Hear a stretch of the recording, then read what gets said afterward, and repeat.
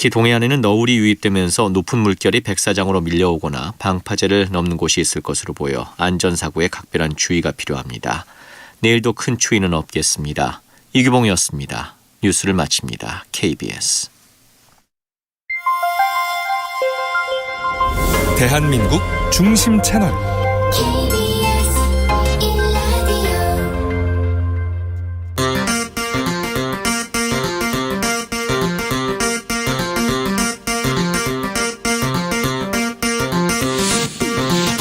주진우 라이브.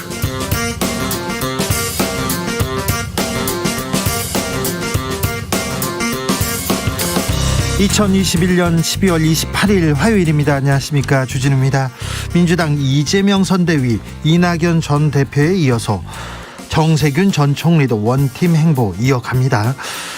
이재명 후보는 복지는 국가의 의무라면서 사회복지 공약을 내놓았습니다. 국민의힘 윤석열 후보는 현 정부의 남북 정상회담을 정치적인 쇼라고 맹비난했습니다.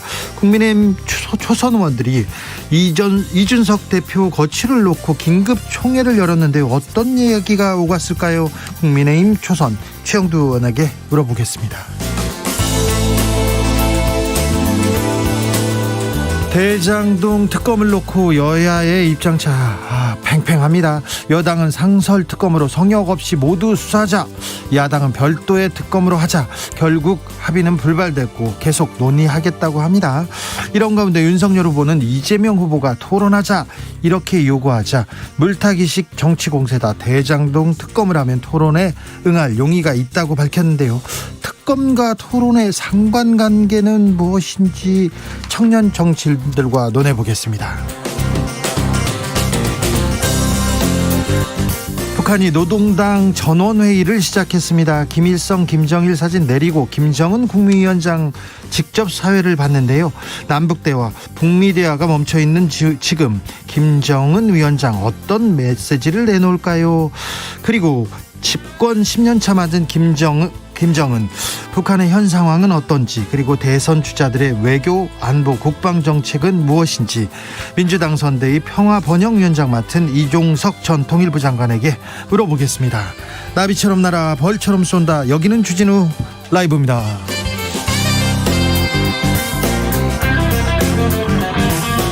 오늘도 자중자애, 겸손하고 진정성 있게 여러분과 함께 하겠습니다. 코로나 확진자가 한 달 만에 3,000명대입니다.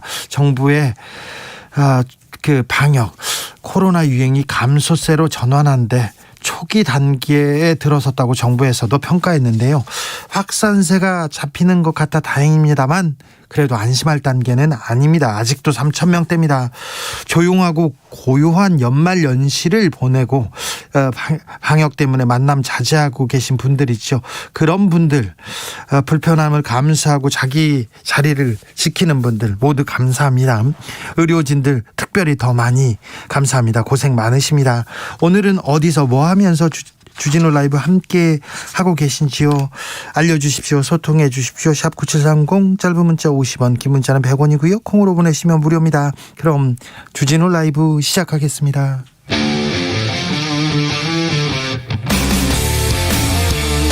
탐사보도 외길 인생 20년. 주 기자가 제일 싫어하는 것은?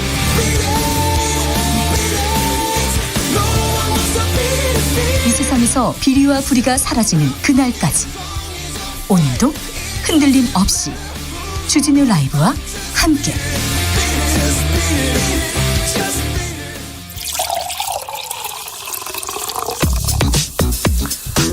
진짜 중요한 뉴스만 쭉 뽑아냈습니다. 주 라이브가 뽑은 오늘의 뉴스 주스.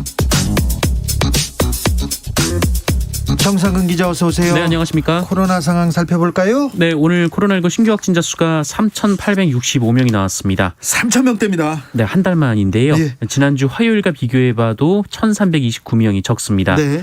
네, 하지만 위중증 환자 여전히 많아서요. 1,102명으로 8일 연속 1,000명대고요. 역대 두 번째로 많은 위중증 환자 수를 기록했습니다. 사망자는 46명. 오미크론은요? 네, 4명 더 늘어서 누적 449명입니다. 어쨌든 3,000명대입니다. 물론 수요일 집계를 봐야 되는데 보통 주말 검사 건수 때문에 월화는 좀 작게 나옵니다. 그런데 수요일 날 제일 많이 나왔는데 어쨌든 3,000명대 조금 위험한 상황은 좀 벗어나는 거 아닌가 그런 생각도 듭니다만 네, 다만 지난 주말에 한파가 극심해서 검사량 자체가 좀 줄었던 만큼 그 일희일비할 수 없다라는 게 정부 입장이고요. 예. 그래도 향후 위중증 환자 수, 사망자 수도 감소할 것이다라고 예측했습니다. 네. 자, 정치권 김건희 씨 또 경력이 또 허위 의혹이 또 제기됐습니다. 네, 국민대 임용 과정에서 김건희 씨는 2005년부터 2007년까지 이 한국 폴리텍 대학 부교수로 재직했다라고 밝혔는데요. 한국 폴리텍 때는 당시 부교수가 아니라 시간 강사 조교수로 재직을 했다라고 밝혔습니다. 네, 지금까지는 그 김건희 씨의 경력, 이력서 이런 의혹이 제기됐는데 논문에 대한 얘기는 지금 나오지 않았다는 얘기를 주진우 라이브에서도 그 전에 얘기했었거든요. 어제도 얘기했고요. 논문 표절 논란 제기됐습니다. 네, JTBC는 김건희 씨의 석사학위 논문을 논문 표절 심의 프로그램 카피킬러로 검증을 해본 결과 표절률이 42%에 달한다라고 보도했습니다. 6단어 이상 베낀 문장들만 비교해 본 결과 48페이지 중 43페이지에서 표절 정황이 보였다라고 밝혔고요. 전체 382개 문장 중 250문장이 같거나 비슷했다라고 합니다. 연합뉴스도 이 같은 프로그램으로 돌린 결과 22%의 표절률이 나왔다라고 보도했는데요. 대체로 20%를 넘기면 심각한 연구 부정으로 간주됩니다. 국민의힘에서 뭐라고 합니까? 네, 국민의힘은 논문 제출 당시는 각주 표기에 대한 정확한 기준이 정립되기 이전이었다라면서 이 과거의 논문을 현재의 기준으로 재단해서는 안 된다라고 주장했습니다. 그럼에도 JTBC가 제3자의 부분적 의견을 빌려서 표절을 단정 보도한 것은 유감이다라고 밝혔고요. 이재명 후보도 같은 조건으로 표절 검증 프로그램에서 검증하면 표절률이 27%가 나온다라고 주장했습니다. 네, 석사학위 논문이죠? 네. 아직 박사학위 논문에 대한 검증은 시작되지도 않았습니다. 국민의힘 초선 의원들이 이준석 대표를 만나서 사퇴 요구를 했다는 소리도 나오고 의견을 전했습니다. 네, 김승수, 김영동, 엄태영 의원 등 국민의힘 초선 의원들이 오늘 이준석 대표를 찾아가 면담을 했습니다. 네. 이 당내 갈등 상황을 두고 이준석 대표의 자중을 요구했고요. 어제 초선 의총회에서 나왔던 그 일부 대표 사퇴 여론도 전달했다고 합니다. 그리고 내일 중 초선 의총을 열고 이준석 대표를 초청해서 토론을 벌일 계획이고요. 이준석 대표도 이에 응낙한 것으로 전해졌습니다. 초선 의원들이 이렇게 생각한다. 이준석 대표도 가만히 있지는 않았습니다. 네, 이준석 대표는 MBC 라디오에 출연해서 이 국민의힘 초선 의원들이 절반이 넘기 때문에 굉장히 스펙트럼이 다양하다라고 말했고요. 일부 성급한 분들이 사퇴 언급을 한 것으로 알고 있지만 이 모든 구성원들은 그런 의견이 도움이 안 된다는 걸 알고 있을 것이다라며 사퇴를 거부했습니다. 국민의힘 초선 의원들이 이준석 대표한테 어떤 얘기를 했는지 어떤 의견이 나왔는지 잠시 후에 저희가 최영두 의원한테 자세히 물어보겠습니다. 윤석열 후보 이준석 대표를 일단 다독이는 모양새입니다. 네, 어제 당 선관위 회의에서 이 누구도 제3자적 논평가나 평론가가 돼서는 곤란하다라며 그 이준석 대표를 비판한 윤석열 후보였는데요. 네. 오늘 한국방송기자클럽 토론회에 참석해서는 대선은 향후 이준석 대표의 정치적 입지 내지는 성취와 직결되는 문제라면서 본인의 역할을 본인이 잘 알 거다라고 말했습니다. 이 평론가 언급에 대해서는 특정인을 거론한 것이 아니다라고 선을 그었습니다. 대단한 능력을 가진 분이라면서 자기 역할을 잘 판단할 거라는 얘기도 했고요.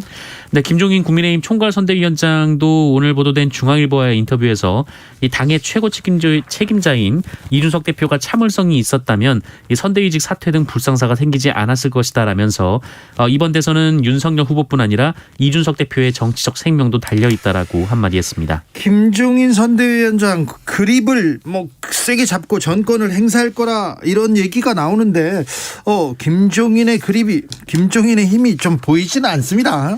네, 지지율 하락 국면이 이어지자 김종인 총괄선거대책위원장이 총괄체제를 강화하는 방식으로 선대위 인사권을 행사한다라는 보도가 어제 나왔었는데 오늘 김종인 위원장이 이 보도를 두고 헛소리라고 일축했습니다. 헛소리요? 네.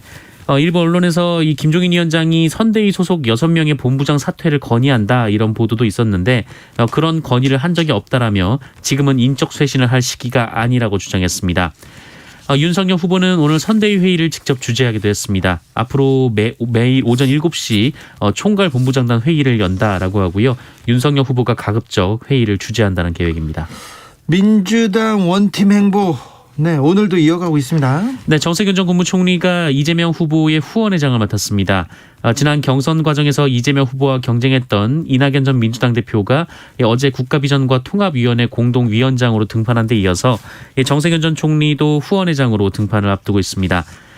또 이낙연 전 대표는 전남에서, 정세균 전 총리는 전북에서 탄탄한 지지 기반을 두고 있는 만큼 이재명 후보 측은 민주당의 전통적 지지층 결집에 큰 도움이 될 것으로 보고 있습니다.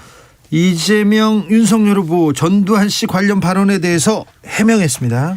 네, 민주당 이재명 후보는 전두환 씨의 경제적 성과를 언급해서 논란이 된 바 있는데요. 어제 기자들과 만난 자리에서 본인의 실수라면서 마음의 상처를 입은 분들께 죄송하게 생각한다라고 말했습니다. 이재명 후보는 좋은 정책이면 어느 정권 것이든 쓰자는 차원의 얘기를 한 것인데 매우 부적절한 예까지 가버렸다라고 말했고요. 그 사람, 그러니까 전두환 씨는 학살, 반란, 그 이후에 비민주적인 정치행위까지 용서의 여지가 없는 중대 범죄자라며 오해할 수 있게 만든 발언은 본인의 잘못이다라고 말했습니다. 네, 윤석열 후보는요? 네, 윤석열 후보는 군사 쿠데타와 5.18만 빼면 전두환 씨가 정치는 잘했다고 말하는 분들이 많다라는 말을 했었는데요. 윤석열 후보는 오늘 기자들과의 토론에서 관련 질문을 받고 이에 대해 재차 사과했습니다. 다만 민주당 후보가 그런 말을 했으면 괜찮았을 텐데 국민의힘 후보가 그런 말을 하니까 호남인들의 트라우마를 건드리지 않았나 해서 그 부분에 대해 사과를 드리는 것이다라고 말했습니다. 9342님께서 무제한 토론 취소했다네요. 주진우 라이브가 늦다니 얘기합니다. 이준석 대표와 초선 의원들 내일 무제한 토론하기로 했고 이준석 대표도 좋다고 했는데 금방 취소됐나 봅니다. 네, 감사합니다. 우리는 소통하고 청취자들 얘기를 잘 듣겠습니다. 자, 대선 후에는 공공요금이 오를 예정인가요? 네, 한국전력과 한국가스공사가 내년 대선 이후 전기요금과 가스요금을 올리겠다라고 전격 발표했습니다. 올 한 해 에너지 원가가 많이 올랐음에도 물가 상승 부담을 이유로 정부가 공공요금을 눌러왔는데요. 네, 꾹꾹 눌렀는데요. 네, 내년 대선 이후 순차적으로 인상 계획을 허용하면서 차기 정부가 부담을 안게 됐습니다. 한 번에 요금이 확 오르진 않지만 겨울철을 앞둔 내년 10월 정도가 되면 소비자의 체감 인상 폭이 상당할 것으로 예상이 되는데요. 전체적으로 내년 하반기까지 전기요금의 경우 4인 가구 평균을 기준으로 하면 월 2,000원 정도, 그리고 가스요금은 전체 가구 월 평균 사용량을 기준으로 하면 4,600원 정도가 인상될 것으로 보입니다. 당정이 쌀 20만 톤을 추가로 구매하기로 했습니다. 네, 더불어민주당과 정부가 공급 과잉에 따른 쌀값의 추가 하락을 막기 위해 쌀 20만 톤에 대한 시장 격리 조치를 조속히 실시하기로 했습니다. 시장 격리요? 네, 올해 초과 생산량 27만 톤 가운데 20만 톤을 조속히 격리하고 잔여 물량 7만 톤에 대해서는 이후 여건을 보면서 추가 매수 시기를 결정하기로 했다라고 밝혔습니다. 5.18 광주 민주화운동 진상규명위원회가 중간 보고 결과를 발표했습니다. 네, 1980년 5월 당시 보안사령관 전두환 씨가 집단 발포 이후 광주 시내에서 물러난 계엄군의 광주 재진입 작전을 승인한 정황이 발견됐습니다. 5.18 광주 민주화운동 진상규명위원회에 따르면 당시, 그러니까 1980년 5월 23일 이 진종채 2군 사령관이 재진입 작전, 이른바 충정 작전의 내용을 보고했고 그 옆에 수기로 각하께서 굿아이디어라고 했다는 내용을 적었습니다. 잠시만요. 여기서 각하는 전두환 씨를 말하는 거죠? 네, 비슷한 시기 군 문서상 다른 기록에 이 전두환 씨를 각하로 표기를 해왔었기 때문에 여기에서의 각하는 최규하 전 대통령이 아니라 전두환 씨라는 것이 위원회의 판단입니다. 다른 진실도 드러났습니까? 네, 1980년 5월 21일 이 진돗개 하나 발령 조치가 공수부대에 하달됐다라는 자료가 나왔습니다. 네. 이 진돗개 하나가 발령되면 군의 실탄 분배 그리고 발포가 허용되기 때문에 이 발포 명령자를 찾는데 중요한 단서가 될 것으로 보입니다. 그 전에 이 자료가 없었어요. 네, 근거 자료가 나오지 않았었는데요. 그리고 이 시민군이 나주 금성동 파출소에서 무기를 피탈한 시간이 1980년 5월 21일 오후 2시로 확인됐습니다. 그동안 550 일부 세력들은 계엄군이 파출소에서 먼저 무기를 탈취해 무장했기 때문에 이 자위권 차원에서 발포를 했다 이렇게 주장을 해왔었는데요. 그렇죠. 네. 하지만 오후 2시는 계엄군의 집단 발포가 이루어지고 1시간 뒤의 일입니다. 또 그동안 자신이 광주에 침투했다라고 주장한 탈북자들이 있었는데 이들은 진술을 바꿔서 그런 적이 없다라고 밝혔다고 합니다. 이렇게 거짓말하는 사람들도 다 처벌해야 됩니다, 사실. 그리고 지금 계엄군의 집단 발포가 이루어지고 나서 이제 시민들이 파출소 무기고를 이렇게 습격했다. 이게 사실관계가 맞는 겁니다. CJ 대한통운 노동자들이 파업에 돌입했습니다. 네, 국내 택배업계 점유율 1위 이 CJ 대한통운 노조가 오늘부터 총파업에 돌입했습니다. 택배 노동자 과로사 방지를 위한 사회적 합의 이행을 촉구하는 차원인데요.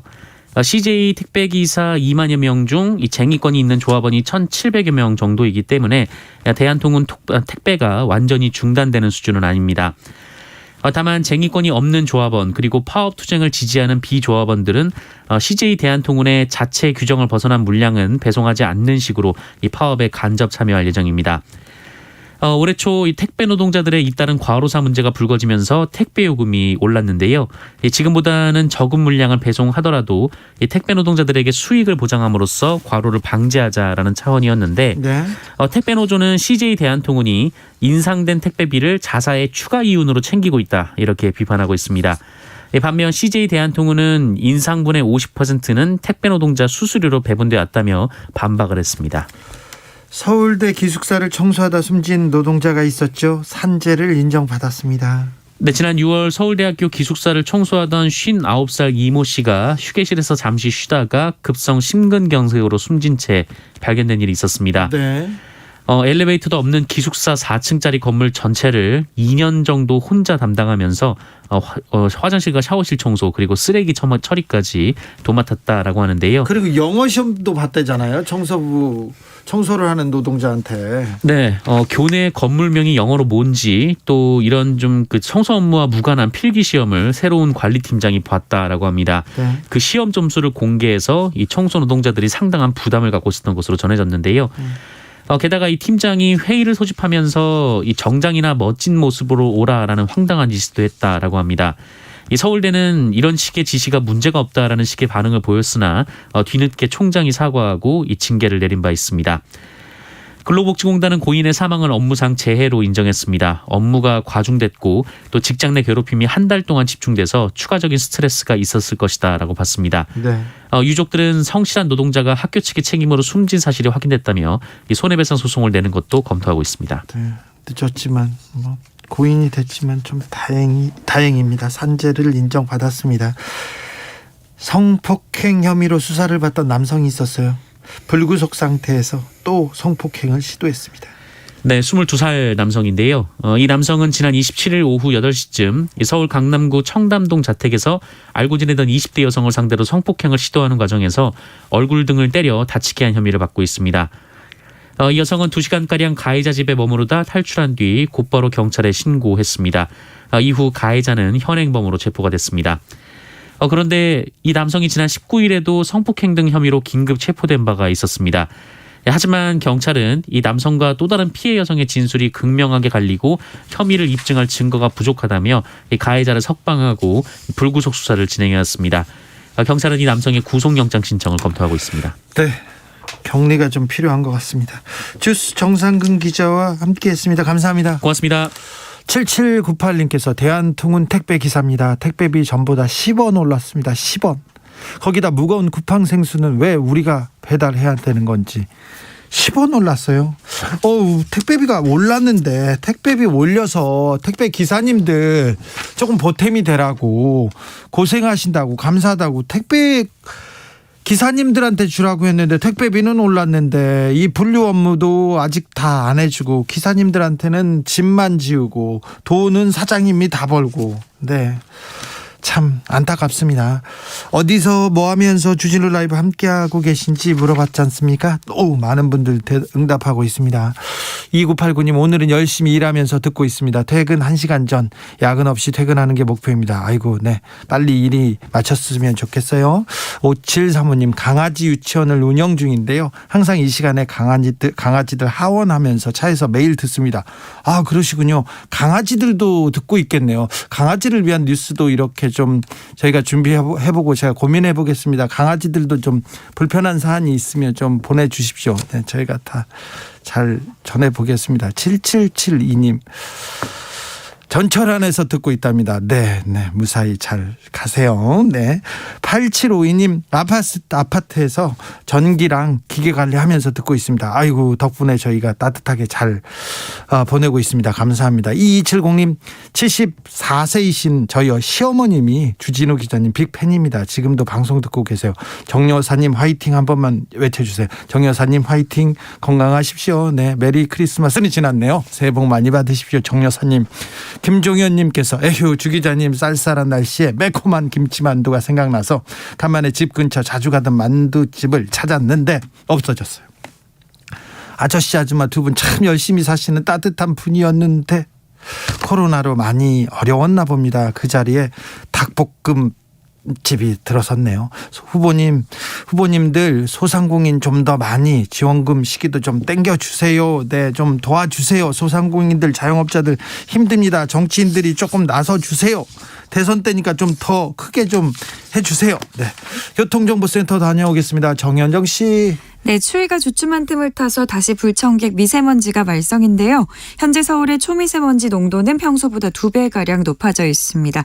외출하실 때에는 미세먼지용 마스크를 꼭 착용하시고요. 퇴근 시간이 다 되어가면서 도로 위에는 사고 소식이 많습니다. 앞차와의 안전거리 유지하면서 조심 운전하셔야겠는데요. 현재 서해안고속도로 서울 쪽입니다. 먼저 선운산 부근에서는 고장난 차가 서 있어서 처리하고 있고요. 화성휴게소 부근에서도 승용차 사고가 있습니다. 8탄 분기점에서와 비봉에서 용담터널까지 속도 줄여서 지나고요.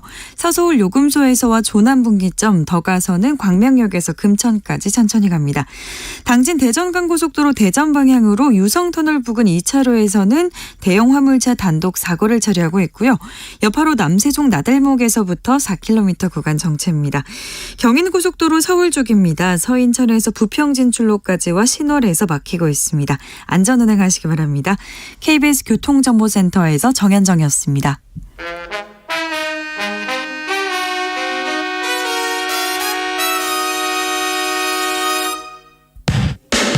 주진우 라이브 돌발 퀴즈. 오늘의 돌발 퀴즈는 객관식으로 준비했습니다. 문제를 잘 듣고 보기와 정답을 정확히 적어 보내주세요. 서울시가 코로나 확산 방지를 위해 올해 보신각 제야의 총 타종식을 현장 행사 없이 온라인으로 진행하기로 했습니다.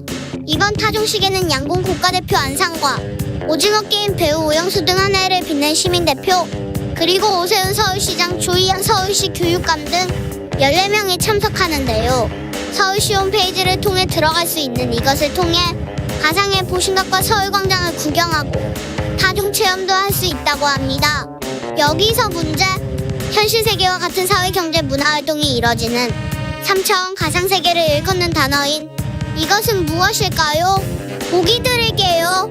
보기 1번 메타버스, 2번 메타 아크릴로니 트릴. 다시 한번 들려드릴게요. 1번 메타버스, 2번 메타 아크릴로니 트릴. 샵9730, 짧은 문자 50원, 긴 문자는 100원입니다. 지금부터 정답 보내주시는 분들 중 추첨을 통해 햄버거 쿠폰 드리겠습니다. 주진우 라이브 돌발 퀴즈, 내일 또 만나요.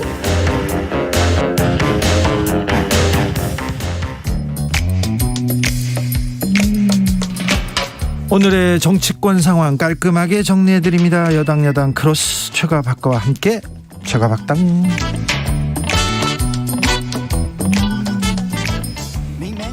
여야 최고의 파트너입니다. 주진우 라이브 공식 여야 대변인 두 분 모셨습니다. 박성준 더불어민주당 의원 어서 오세요. 네, 안녕하세요. 최영두 국민의힘 의원 어서 오세요. 네, 안녕하십니까. 네, 최영두 의원님. 네.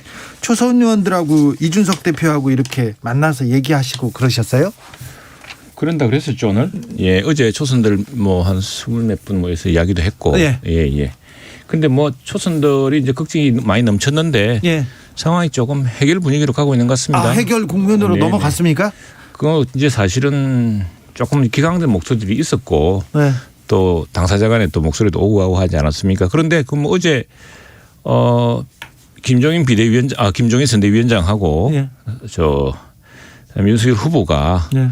말을 하면서도 그 말에 좀 가시가 있는 거 아니냐 그랬는데 그게 아니었다 그렇게 얘기됐고 다음에 이준석 대표도 그런 건 아니라고 생각한다고 하고 오늘 역할을 주면 역할을 하겠다라고 이야기했으니까 이준석 대표가 윤 측에서 요청하면 당연히 복귀한다 이런 얘기를 했고 윤석열 후보도 뭐 대단한 능력을 가진 이준석 대표가 해야 할 일 잘 판단할 것이다 이렇게 그럼요. 조금씩 이렇게 국면이 이제 저는 이렇게 비유했습니다. 어제 사실 우리 초선들 만났을 때 어제 아침에 보니 마침 국회 앞에 의장단 우리 그 국회의원 대표들 주차장이 또 있습니다. 네. 국기계양대 뒤쪽에 보면은 네네. 이렇게 이준석 대표의 전기차가 서 있더라고요. 그래서 내 문득 생각에 우리는 모두 내연기관차를 참 휘발유차, 경유차를 다 타고 다니지 저 사람은 전기차를 타고 다니는구나.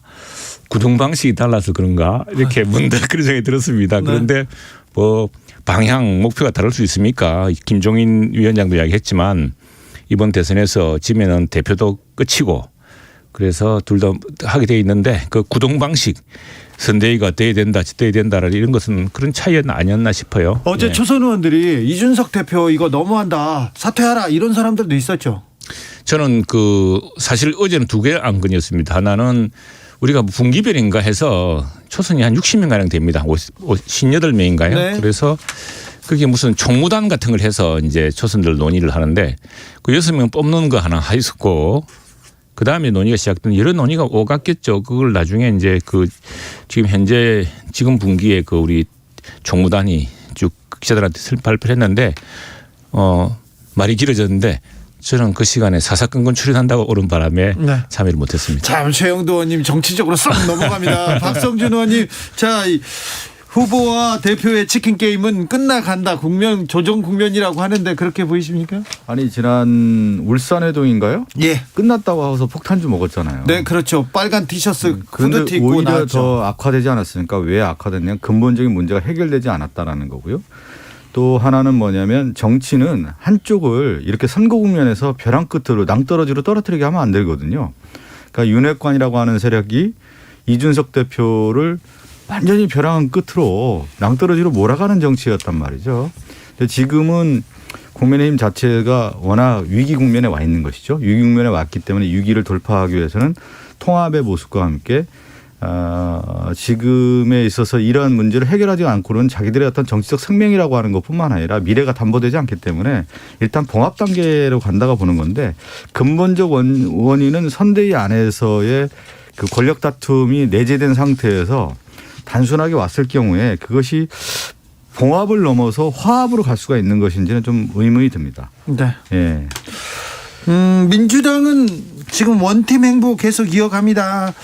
이재명 후보의 옆에 이낙연 전 후보가 이렇게 섰고요. 그다음에 정세균 전 총리도 이렇게 딱 섰습니다. 네, 분위기는 어떻습니까? 그 저희 당도 일단은 가장 근본적인 이제 이 화합과 이제 통합의 길로 가고 있는데 이번 대선 민주정부 이제 4기를 만들어가야 된다는 절실함과 절박함이 있는 거고요. 또 정세균 후보도 그렇고 이낙연 후보도 민주당의 큰 어른이고 이 민주당의 승리를 위해서 모두가 하나 돼야 된다는 생각을 다 갖고 있었는데 그 시점이 이제 이르렀다고 볼 수가 있는 거고요. 또 이낙연 전 대표 같은 경우는 국가비전 국민통합위원회 이제 공동위원장을 맡아서 이재명 후보 이제 지원에 나섰고 또 정세균 후보는 지금 후원회장을 맡지 않았습니까? 네. 그래서 실질적으로 지금 원팀을 하나하나 지금 만들어가고 있다 이렇게 볼 수가 있죠. 민주당 어떻게 보고 계세요, 최영도 의원님은?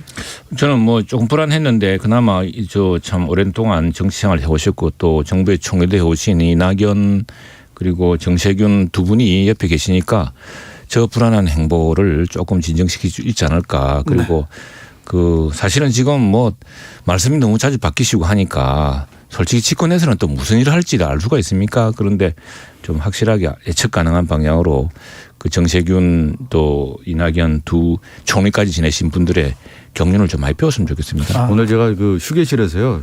최영두 의원님한테 그랬어요. 아니 최영두 의원님 같이 훌륭한 분이 공보단장을 맡아야 되는 거 아니냐 그랬더니 하는 말씀이 아 이게 저격하는 게 너무 힘들어서 안 하게 돼. 그렇게 얘기하시더니 바로 들어오자마자 지금 쑥 들어오네요. 쑥 들어오고 제가 한 10년 동안 뭐 공보 대변이 너무 해가지고 그거 피곤합니다. 아니 보니까 이 저격에 이게 몸이 배신 분 같아. 아니에요. 제가 아니 그 점잖게 질문의 얘기했죠. 의도는 아니었는데 바로 저격이 들어오시네. 아니 그 점잖게. 배워야죠. 네, 알겠습니다. 불안하다. 이렇게 또 치고 왔습니다. 4호 사모님께서 이번 주에 아니 잠깐 그 얘기를 하면서 그 얘기를 하시더라고요. 그래서 제가 불안한 후보는 진짜 윤석열 후보다. 지금 이거 또 다시 하시네. 아니 지금 제가 그 얘기 우리 휴게실에서 나눴던 얘기입니다. 그랬더니 우리 최영두 의원님이 그 긍정도 부정도 하지 않으면서 눈을 지그시 감으셨는데. 아니죠. 이제 제 얘기는 뭐냐면은 그래야 국민의 뜻을 진짜 배우고 정치라는 것이 쉽지 않은 거구나 배워야죠. 저기 김건희 씨 사과는 사과 국면으로 이 김건희 늪에 빠진 윤석열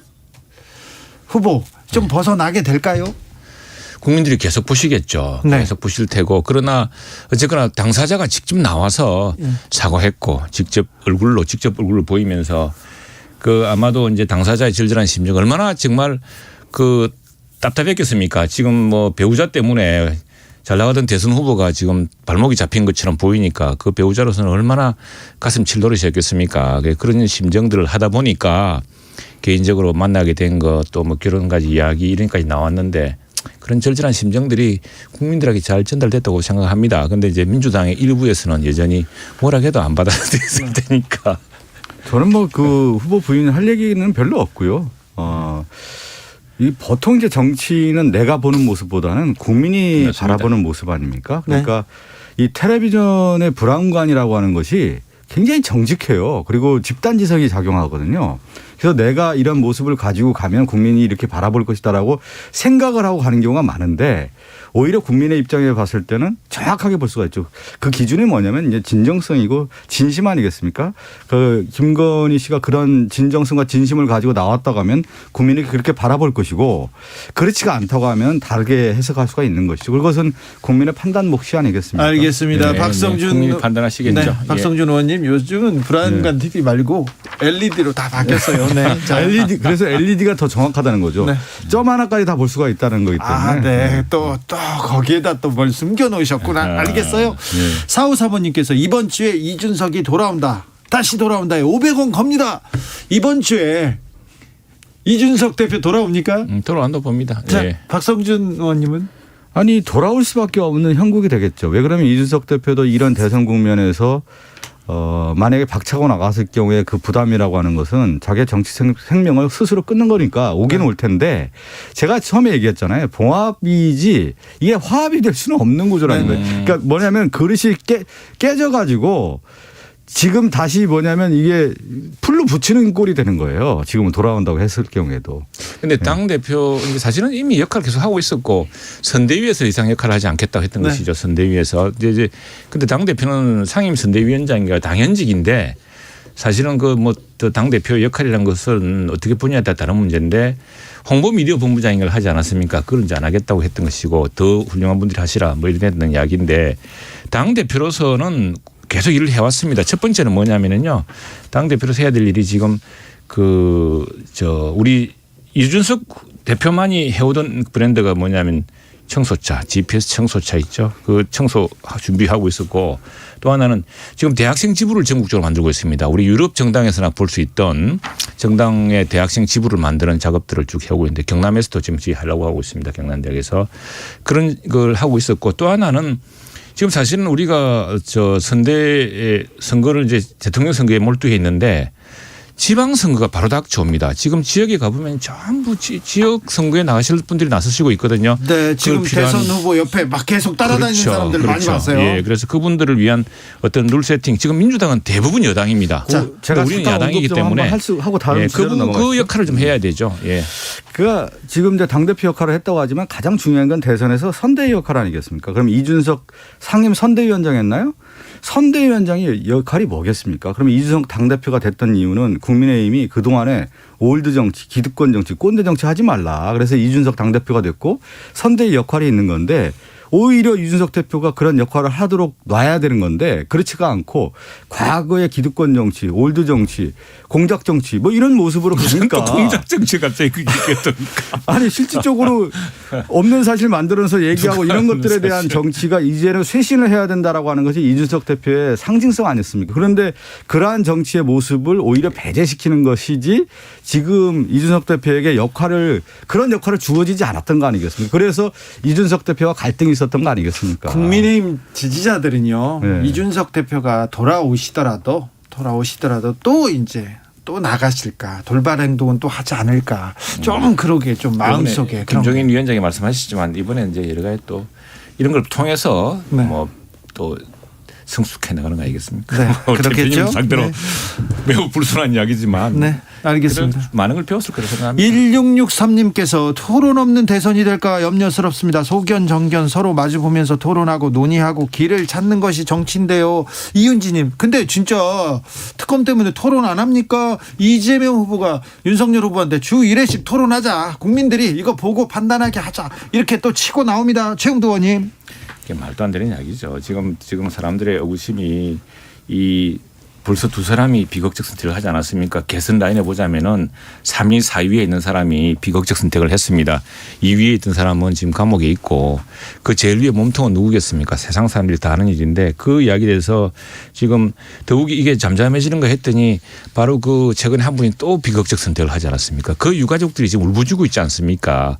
근데 그런 뻔한 상태에서 아무것도 아닌 것처럼 아마 오늘도 저도 조금 전에 이재명 특위하고 왔는데 뭐 누구를 모른다고 했던 사실을 또 뒤집어질 겁니다. 그 어디 호주인가 오시아니아 가서 찍은 사진 또 나오고요. 그런 상황에서 그걸 덮으려고 지금 뭐 다른 이슈 화제를 돌리는데 그리고 또 하나는 정책이 매일 바뀌는데 말이 매일 바뀌는데 어떻게 그걸 말장난처럼 그걸 합니까? 그래서 아니 할 건데 하게 돼 있고 말씀드릴게요. 아니 그럼 우리가 그 법정 토론도 할 것이고 오늘도 토론했습니다. 이재명 후보끼리 토론하는 것만 더 성실한 토론이 아니고 오늘 방송기자 토론하지 않았습니까? 얼마 전에 건원크 토론했죠. 이분들은요 더 예리하게 물어봅니다. 더 예리하게 검증합니다. 국민들은 그걸 통해서 알 수 있습니다. 아니 제가 말씀드릴게요. 그 특검은 특검대로 하자는 거예요. 특검하고 특검은 특검대로 가는 거고 TV 토론은 매우 중요한 게 어떤 상품이 좋은지를 유권자에게 보여주는 것이 중요한 것이죠. 지금 최영두 의원님이 얘기한 것처럼 대장동과 관련된 부분이 문제가 있다고 하면 오히려 TV 토론에 나와서 이러한 문제가 아니 검사 출신 아닙니까? 조목조목 얘기하면서 이런 문제가 있다. 국민에게 판단을 맡기는 것이 중요하다는 거죠. 그 토론회 하면 되는 것이고요. 또 하나는 뭐냐면 정책과 관련된 부분은 국민의 삶의 질과 관련된 부분이고 국정 운영에 대한 부분 아니겠습니까? 그러면 당연히 유권자 국민 앞에 나와가지고 맞습니다. 나는 이런 정책을 펼치겠다. 국정 운영을 이렇게 하겠다. 토론을 해야 되는 것이죠. 그리고 지금은 팬데믹 상황이기 때문에 누군가를 만나기가 어려운 상황 아닙니까? 그러면 더욱더 지금 공중파를 이용해서 TV 토론을 하는 것이 맞다고 하나만 더 얘기할게요. 마지막 하나만 얘기할게요. 지금 윤석열 후보 착각하고 있는 거가 하나가 뭐냐면 이 TV 토론은 국민에게 당연히 해야 될 필수 과목인 거예요. 선택 과목이 아니에요. 내가 선택을 해서 이거 한다 안 한다가 아니라는 거예요. 필수 과목은 당연히 해야 되는 거다. 이렇게 말씀드리고 맞습니다. 싶어요. 그리고 최영두 의원님이 언론인 출신이잖아요. 이 얘기를 이야기합시다. 꼭 하시기 바라겠습니다. 자, 첫 번째는 아니 지금 원래 허장성세 건투에 보면 허장성세 피우다 가드 내리고 있다가 바로 어퍼컷 맞습니다. 스트레이트 바로 들어갑니다. 토론 말솜씨로 현란하게 국정감사 피하듯이 그렇게 될 문제가 아니고요. 정확하게 될 문제인데 그리고 그 토론 피할 이유도 없고 지금 중요한 건 뭐냐면은 이재명 후보의 정책이 바뀌어요 계속. 국토보유 하자 그랬다가 안 바꾼다 그러고. 전에는 불과 대선 경선 때만 어떻게 했습니까? 우리 당을 갖다가 온통 토지 보유 세력의 무슨 토호당이니 무슨 당이니 그러다가 지금 우리 당이 계속 이야기하는 정책을 지금 서울 바꾸고도 있지 않습니까? 왜? 서울과 수도권에서 너무 민심이 나쁘니까. 그런데 미치를 못하겠어요. 이러다가 또 왜냐하면 이분은 지난 12년 동안 성남시장 지사하면서 줄곧 그런 식으로 빈부 편가르기 하고 토지 가진 사람 집인 사람 무슨 편가르기 하고 전세를 나쁠 것이라 그러고 말하자면 이런 식의 어떤 적대적 이분법식에 가려져 있기 때문에 지금 당장 표가 떨어지고 막 위험하니까 말씀을 살짝 바꾸시는데 우선에 그 정책부터 확실히 하시고 제가 입장을 분명히 가져오시기 바랍니다. 우리 최영두 의원님이 또 저격을 하니까 저도 또 한 말씀 해야 되겠네요. 아니 내가 이야기하는 건 토론이 아니고 저격이고. 아니 토론으로 제가 받아들이고 제가 말씀드릴게요. 윤석열 후보가 지금 보면은 모든 걸 폐지하겠다고 했잖아요. 52시간도 폐지하자, 뭐 최저임금제도 폐지하자, 그렇진 않고요. 종부세도 폐지하자. 그렇게 얘기 나오니까 종부세 같은 경우는 누진세고 실질적으로 이것이 지방에 이제 교부금으로 가는 것도 몰라가지고 그냥 갑자기 폐지하겠다고 얘기해놓고 재검토하겠다. 그리고 주택 문제도 그래요. 청약 통장도 잘 모르는데 어느 날 주택 정책 막 하겠다고 얘기해요. 그러니까 뭐냐면 이러한 것들을 토론을 통해서 검증하자는 거죠.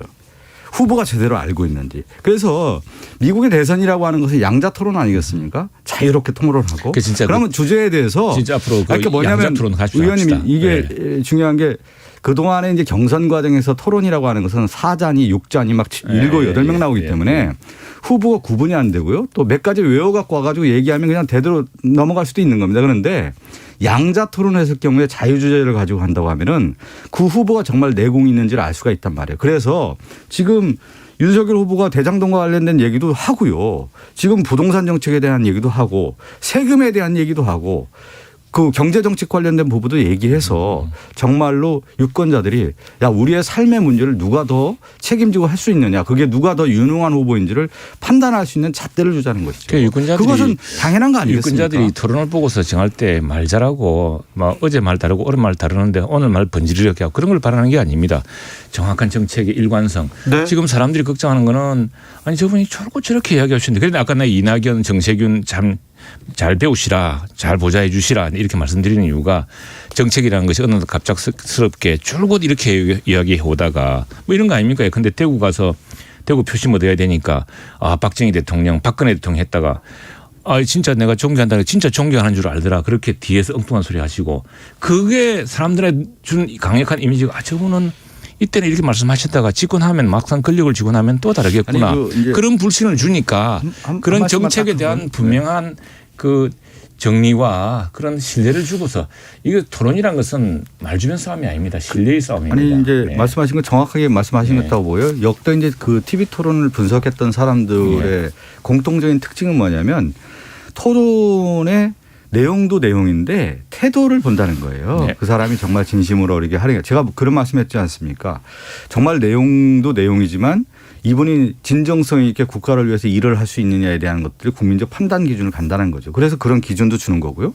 내용에 대한 것도 주고 이 사람이 정말 그런 태도를 갖고 있는지도 판단할 수 있는 기회를 주는 것은 지금 시대에 후보가 마땅히 해야 될 도리이고 그것은 필수 과목이라는 거죠. 그렇습니다. 네. 윤석열 후보가 정치 경험이 짧지 않습니까? 그래서 공약이나 국정 운영에 대한 이해가 조금 있다, 깊다는 걸 좀 보여주면요. 국민들이 한테 오히려 점수를 딸 수도 있습니다. 이런 의견도 많습니다. 최호주님께서 이 후보가 공약이 바뀌지 않습니까? 바뀌면 토론에서 공격하세요. 최영두 의원님 그 생각으로 이렇게 공격하시면 됩니다. 이 얘기 하셨고요. 4988님 국민들의 알 권리를 보장해 주세요. 1935님 이재명 후보가 문제가 있다고 생각하면 더 토론에서 밝혀야 되는 거 아닙니까? 얘기합니다.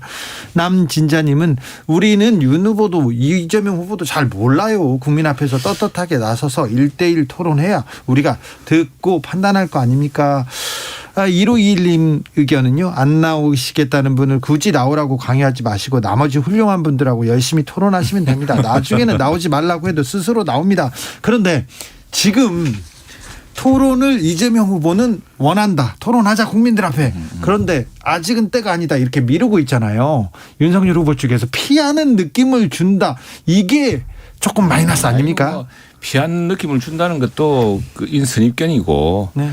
그리고 당사자가 어제도 이야기했지만 어제 대장동 가지 않았습니까? 대장동 가보니까 대장동 그 지금 사태 비극적 선택을 하신 분들의 유족들의 절규도 들리는 것 같고 지금 어떻게 아무 일 없다는 듯이 그렇게 그 문제가 태어나게 나기는 아무 그 사람도 모르고 모르는 사람이고 김문기도 모르고 누구도 모르고 그 어떤 일이 생겼는지 좋은 일은 자기가 다 하고 나쁜 일은 밑에 사람들이 했습니까? 그래가지고 근데 한전 직원이 하면은 대통령이 옷 벗어야 되냐고 택돔 이야기를 했다가 한전의 그 가족들이 얼마나 화를 냈는데 왜 하필이면 한전 직원을 또 비유를 하냐고 해가지고 쓸데없는 말을 하시는데 그렇게 인경은 넘어갈 문제가 아니고요. 때가 되면은 토론해서 다툽니다. 다투고 대장동 지금 그 관련된 문제는 부분도 토론할 수가 있다고 지금 보고요. 문제는 네. 정말 일목요연한 정책들을 양 후보가 좀 내놨으면 좋겠습니다. 우리도 좀 정책을 좀 더 정리를 해야 되고 그렇죠. 저쪽도 정리를 해서 이게 후보의 말로 될 문제가 아니고 딱 토론을 공약으로 내세우고 그 공약을 지키겠다는 걸 확실한 세약을 하고 그렇게 해서 내각을 짜고 이래야 되는 것이지 대통령 개인기로 나라를 운영할 수가 있습니까? 지금 뭐 어느 날 갑자기 어느 대통령은 야 그 원전 어떻게 됐어라고 다그치니까 장관이 혼이 나가지고 밑에 부하 직원을 뭐 조인트를 까고 뭐 이렇게 해서 엉망진창되지 않았습니까? 너무 자기 확신에 넘치는 대통령 위험합니다. 저는 이제 그 윤석열 후보가 정말 대통령 후보로서 나라를 위한 정책이 무엇인지 하나하나 좀 내놓으면서 국민에게 좀 그렇죠. 선보여 줬으면 좋겠다는 생각이 좀 들고요. 그러게 무슨 뭐 지금 이제 오늘 뭐 어제 대장동을 갔는데 그러면 특검과 관련된 부분도 조건 없이 성역 없이 지체 없이 좀 해줬으면 좋겠어요. 우리가 왜냐하면 하셨으면 좋겠습니다. 우리 당에서 정말로. 좀 얘기하고 있지 않습니까? 그 윤석열 후보 부산저축은행 관련해서 이 부분이 빠져 있으니까 좀 하자니까요. 넣어서 하자니까. 아니 그걸 그 국민의힘에 있는 특검법에는 내용이 빠져 있어요. 자 이렇게 아니 우리 지금 우리 박 의원님이 법사위니까 잘 아시잖아요. 아니, 빠져 있고. 양당이 법안을 냅니다. 같이 상징해서 대체 토론을 아니, 또 해서 같이 대안을 만들면 되죠. 그리고 부산저축은행 우리가 피할 일 하나도 없고 왜냐. 부산저축은행을 변호하신 분이 현재 문재인 대통령이 있던 법무부인 부산입니다. 그게 그걸 얼마나 가지고 국힘이 재밌냐면 이번 특검법안에 나온 게 곽상도 전 의원이 발의한 특검법 가지고 지금 얘기하고 있어요. 아니 무슨 말입니까 그건? 네. 아니 그게 무슨 그것도 말입니까? 말 저거고 자 아니 국회는 곽상도의 같은 조사돼야 수없이 되는데 그 부분이 특검법을 예전에 발의했거든요. 이 관련된 부분에 대해서. 했는데 뭐 저 특검이란 것은 그 특검법이란 것은 제출한 절차이기 법안의 때문에 주요 내용이 곽상도 전 의원이 발의한 내용입니다. 다른 의원 다 같이 했죠. 공동 발의했죠. 아니 그러니까 이게 얼마나 민주당은 어설픈 이렇게 겁니까? 됩니다. 어차피 상설 특검이든 인차 특검이든 시기는 비슷합니다. 비슷하면은 자 민주당에서 그 이야기를 하려고 그러면 일단 특검법을 다 상정을 해요. 해가지고 그 대체 토론을 합니다. 아니, 상설법안을 하면 되는 거죠. 지금 그래가지고 나와 하면 있는 되지. 걸 가지고. 상설 특검 같은 경우는 그 대통령이라든가 민주당 임의대로 할 수 있는 부분이 크기 때문에 그래서 국민의당도 안철수 대표도 이렇게 특검법을 통해서 하자라고 하지 자, 않습니까? 대장동 문제 중요하다. 수사하자. 수사 미흡하다. 특검하자. 여야가 다 여기에 대해서는 찬성. 네. 찬성이 근데 안 돼요. 지금 계속 안 돼요. 왜냐하면 법안을 상정을 하질 않아요, 이분들이. 민주당이 상정하는 게 아니라 아닌 게 그게 지금 얘기하잖아요. 그 국민의힘에서 법안을 이름을 이재명 특별법안이에요. 이게 말이 되는 겁니까? 그리고 지금 저희가 얘기하는 것처럼 곽상도 의원 전 의원 50억이라든가 윤석열 후보가 부산저축은행 그 대출 비리 관련된 제대로 수사하지 못했던 그 돈이 대장동 사업 자금으로 들어간 거 아니겠습니까? 이 부분도 조사해야 되고 또 하나는 공공개발을 막았던 국민의힘 당시에 그 시의원이라든가 성남시에 있던 이런 사람들도 다 조사해야 되는 거 아닙니까? 이게 왜 그런 건지 근본적인 원인에 대한 조사를 하는 필요가 있다라는 그거는 것이죠. 김은혜 의원이 오늘 그래서 성역 없이 하자 이재명 이런 얘기 특위에서 다 아니겠습니까? 이야기했기 때문에 다 드러날 거고 예. 이재명 후보의 당시에 선거 공보물이라든가 이런 데 다 그 이야기가 나옵니다. 지금 말이랑 완전 180 다른 이야기가 나와요. 그래서 말씀하신 이거 요치는 뭐냐면은 모든 수사를 다 하자는 건데 우리 뭐 못할 것도 없어요. 지금 다 들고 있으니까 할 수 없는데 상설 특검이냐 지금 저 특검법을 통한 특검이 차이인데 왜냐하면은 상설 특검을 하면 특검을 추천할 수 굉장히 좁습니다. 상설 특검을 하면 정말 국민의당도 그래서 요구하고 있는 것이고 정말 중립적인 사람으로 철저하게 하는 건데 지금 뭐 공수처 만드는 거 보십시오. 공수처 온통 야당 언론 막 통화 기록만 조사하고 있지 않습니까? 그런 식으로 하면 안 된다는 거죠. 그러니까 특검을 하자고 했는데. 그러니까 특검을 하는데 그러니까 상설 특검이냐 아니 그거는 이제 새로운 법을 만 중립적 특검이냐 그 차이입니다. 중립적 특검을 해야죠. 그러니까 윤석열 후보나 지금 이제 뭐 최영두 의원님도 그쪽 캠프에서 이제 그 선대위에서 일을 하니까 후보에는 두 가지 면이 있는 거 아니겠습니까? 우리가 보면 이 사람이 제대로 일을 할 수 있는 파지티브한 면이 있는 거고 또 상대 후보의 네거티브에 대한 어떤 조명도 분명히 있는 건데 저는 윤석열 후보의 선대위가 좀 더 긍정적으로 미래를 위한 대안에 대한 얘기를 더 많이 가지고 나왔으면 좋겠어요. 그걸 가지고 경쟁을 해서 상품을 선택할 수 있게끔 만들어주시기 바라겠습니다. 오늘 네. 지금 마지막 네. 올해 마지막 방송인데 네. 내년에도 특검을 서로 하자는데 특검 그 세세한 세부적인 내용 가지고 여당과 야당에서 서로 탓하면서 못하고 그러면 어떻게 하죠? 그러니까 지금 이재명 후보가 그래 저 국민의힘이 요구하는 그 특검법 특검하자 해봐라 다 해봐라 이렇게 당당하게 이야기하면 해결되는 문제예요. 그렇게 저 민주당은요. 아니 그러면 윤석열 후보 그 또 관련된 다- 부분 다 받아주시면 되잖아요. 다 하죠. 다 받아주면 다 되잖아요. 하죠. 근데 아니, 왜 그걸 내용을 빼고 이렇게 법안을 상정하려고 하는 거예요? 필요도 없고 민주당이 넣으면 특검법에 들어가면 되는 겁니다. 아니, 특검법은 아니죠. 지금 우리 당 상설법을 마음대로 통해서. 특검법이 되는 거 아닙니다. 상설 특검은 왜 우리가 하겠습니까? 그리고 지금 이번에 공수처 해보십시오. 제가 또 하나 말씀드려 볼게요. 이번 TV 토론을 아이고, 얘기할 때도 참. 그렇고 지금 특검법을 받아들이면 토론하겠다. 그럼 정치를 그렇게 하면 안 돼요. 큰 물결로 만들어가서 하시길 바라겠어요. 아니 제가 얘기한 특검은 특검대로 하고 토론은 토론대로 하면서 그런 정치를 펼치는 것이 때로는 후보의 그런 모습이다. 배수진도 필요합니다. 알겠습니다. 네, 자. 그런데 토론도 하게 돼 있습니다. 네. 네. 특검도 안 하고 토론도 안 할까 봐 국민들이 아니 걱정하고 그렇지 있어요. 않습니다. 자. 토론해야 되고 특검도 해야죠. 토론은 뭐 마지막 선거 기간 동안 하겠죠. 뭐 한 3회 정도. 오늘 예. 올해 2021년 마지막으로 국회에서 많은 법들 통과됐는데 기억나는 법들 많을 거예요. 내년에는 어떤 법안이 어떤 법이 이렇게 통과됐으면 국회에서 어떤 일을 했으면 좋겠다 하나씩 짚어주십시오. 최영두 의원님. 예, 저는 사실은 뭐 대한민국 민주화 운동의 가장 큰 이정표던 3.15 특별법을 통과시킨 게 가장 큰 보람이었는데, 네네. 훌륭하셨습니다. 내년에는 최영두 의원. 우리 산업화 그리고 디지털 지금 뭐 이재명 후보도 그렇고 우리 후보도 그렇고 모두 다 새로운 일자리 또 새로운 어떤 4차 산업혁명이라든가 또 팬데믹을 극복하는 여러 가지 정책적인 뒷받침이 될 텐데 특히 저는 좀 더 전차하고 싶은 건 교육입니다. 교육. AI 지금 우리 이제 인공지능의 시대 아닙니까? AI 디지털 인력들을 키우고 교육시키고 그래서 지역 균형 발전도 이루고 지역 대학도 다시 살리는 그런 법안들을 청년들 지금 살리고 준비 지역도 중입니다. 살리는. 네네. 네, 가장 큰 문제는 지금 우리 사회가 안고 있는 위기의 국면 아니겠습니까? 예. 코로나로 인해서 소상공인이나 일반 시민들이 상당히 어려움이 있지 않습니까? 그 부분에 대한 보완 정책들이 나와야 되는 거고요. 또 저희 당 입장에서는 부동산 정책과 관련된 부분이 있기 때문에 네. 이것을 연착륙하고 시민들에게 보다 더 질의 개선적인 측면에서의 법안들 좀 마련하고 또 수정 법안도 저는 나와야 된다고 봅니다. 그래서 이재명 후보가 그런 측면에서 얘기를 하고 있다고 보고요. 민주당이 부동산 정책 나 실망이 커 그런 사람들이 많습니다. 좀 달라집니까? 그때는 우리 당 이야기를 많이 들으시면 됩니다. 다르게 할 수 있는 판단과 결단력과 추진력을 갖고 있는 후보가 되면 이재명 후보고요. 이재명 후보가 그런 정책들을 내놓기 때문에 저는 반드시 할 수 있다고 보고요. 이재명 후보이기 때문에 또 할 수 있다고 봅니다. 막 한다고 말하는 게 중요한 게 아니고 네. 제대로 잘하는 게 중요합니다. 제대로 잘하겠죠. 내년에는 아니, 잘해야죠. 또 하나 뭐냐면 일을 해본 사람이 일을 하는 것이죠. 알겠습니다. 그래서 화천대유한테 수천억 대 몰아줬습니다. 알았다니까요. 네, 최가박당 박성준, 최영두, 박성준 감사합니다. 한 해 동안 고생 많으셨습니다. 고맙습니다. 감사합니다. 저는 6시에 2부에서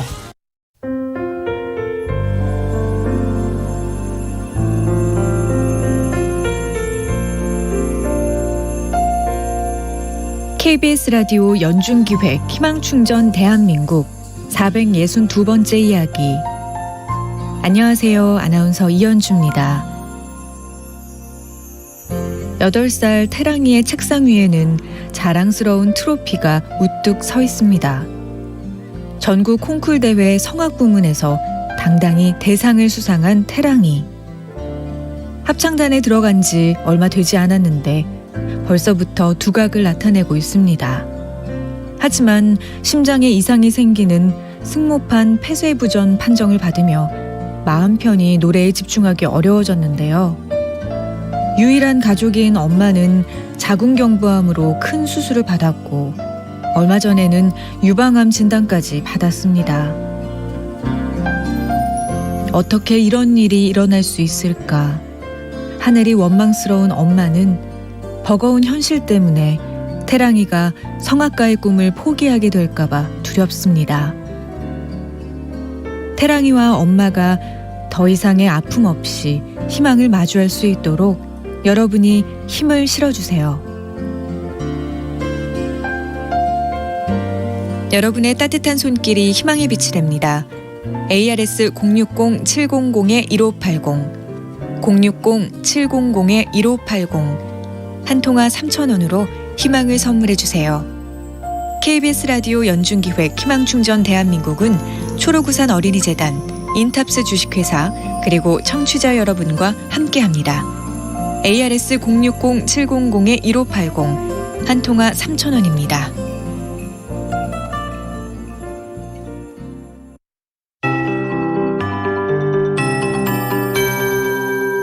KBS 58분 날씨.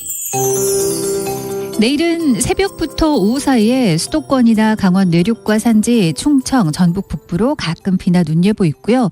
그 밖에 내륙으로는 늦은 오후부터 밤 사이 계속해서 경기 내륙이나 강원, 충청, 경북 등지로 한때 비나 눈이 조금 더 예보돼 있습니다. 따라서 내일 비나 눈으로 이렇게 강수 가능성이 있는데 이 때문에 내일 새벽부터 아침 사이에 도로에 살얼음이 각별히 주의가 필요합니다. 이 때문에 내일 아침 안전운전에 더욱더 신경을 쓰셔야 되겠고요. 예상되는 적설은 경기 동부나 강원 내륙과 산지가 1에서 3cm 정도고요. 그 밖에 수도권을 포함한 나머지 충청, 전북, 경북 눈 오는 곳 1cm 미만의 눈이나 1mm 미만의 비로 예보되어 있습니다. 내일 아침 기온 서울이 0도로 오늘보다 무려 8, 9도가량이나 오르면서 평년을 웃돌겠습니다. 내일 낮 기온은 서울이 6도까지 오르면서 역시 오늘보다도 5도 정도 높고 평년보다도 3도 높을 것으로 예상됩니다. 전국이 내일은 낮에 4도에서 11도 분포인데요. 이제 목요일부터 비나 눈 예보가 있는 가운데 기온이 떨어져서 목요일 서울이 다시 영하 7도로 내려앉겠고요. 마지막 날 12월의 끝날은 서울이 영하 12도, 또 1월의 첫날도 영하 9도까지 떨어지는 등 세미탄파가 이틀간 찾아오겠습니다. 미세먼지 농도 오늘과 내일 나쁘겠습니다. 지금 서울 기온 영하 1도입니다. 최영우였습니다.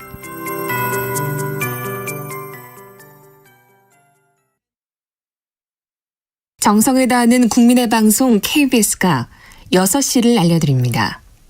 AM 711kHz, FM 97.3MHz, KBS 1라디오입니다. HLKA.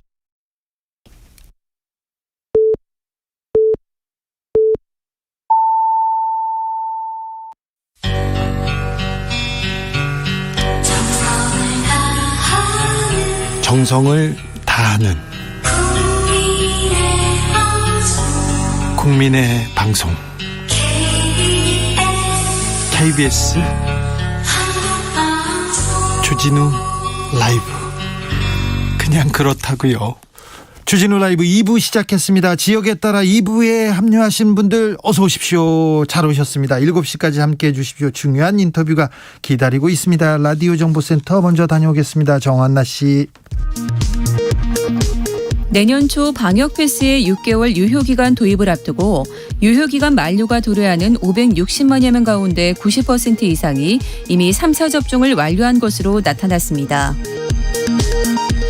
여야 원내 지도부가 대장동 특검과 연내 본회의 개최 방안 등을 논의했지만 합의를 이루지 못했습니다. 민주당 이재명 대선 후보가 국민의힘 윤석열 후보의 조건부 TV토론 수용 입장에 대해 특검을 안 하면 토론을 안 하겠다는 건 둘 다 안 하겠다는 것으로 보인다며 국민에 대한 예의가 아니라고 비판했습니다. 국민의힘 윤석열 대선 후보는 현 정부가 중국 편향적인 정책을 써왔지만 한국 국민들, 특히 청년들 대부분은 중국을 싫어한다고 말했습니다. 전기 가스요금을 내년 2분기 이후 인상하는 것을 두고 내년 3월 대통령 선거를 의식했다는 비판에 대해 정부는 내년 1분기에 물가 상승 요인이 집중될 것으로 예상됨에 따라 에너지 수요가 많은 겨울철에 국민 생활의 어려움이 커지지 않도록 요금 조정 시기를 분산한 것이며 정치 일정과는 무관하다고 설명했습니다. 민주노총 전국택배노동조합 CJ 대한통운본부가 사회적 합의에 따른 택배비 인상분을 공정하게 분배할 것을 요구하며 오늘부터 무기한 파업에 들어갔습니다. 지금까지 라디오 정보센터 뉴스였습니다.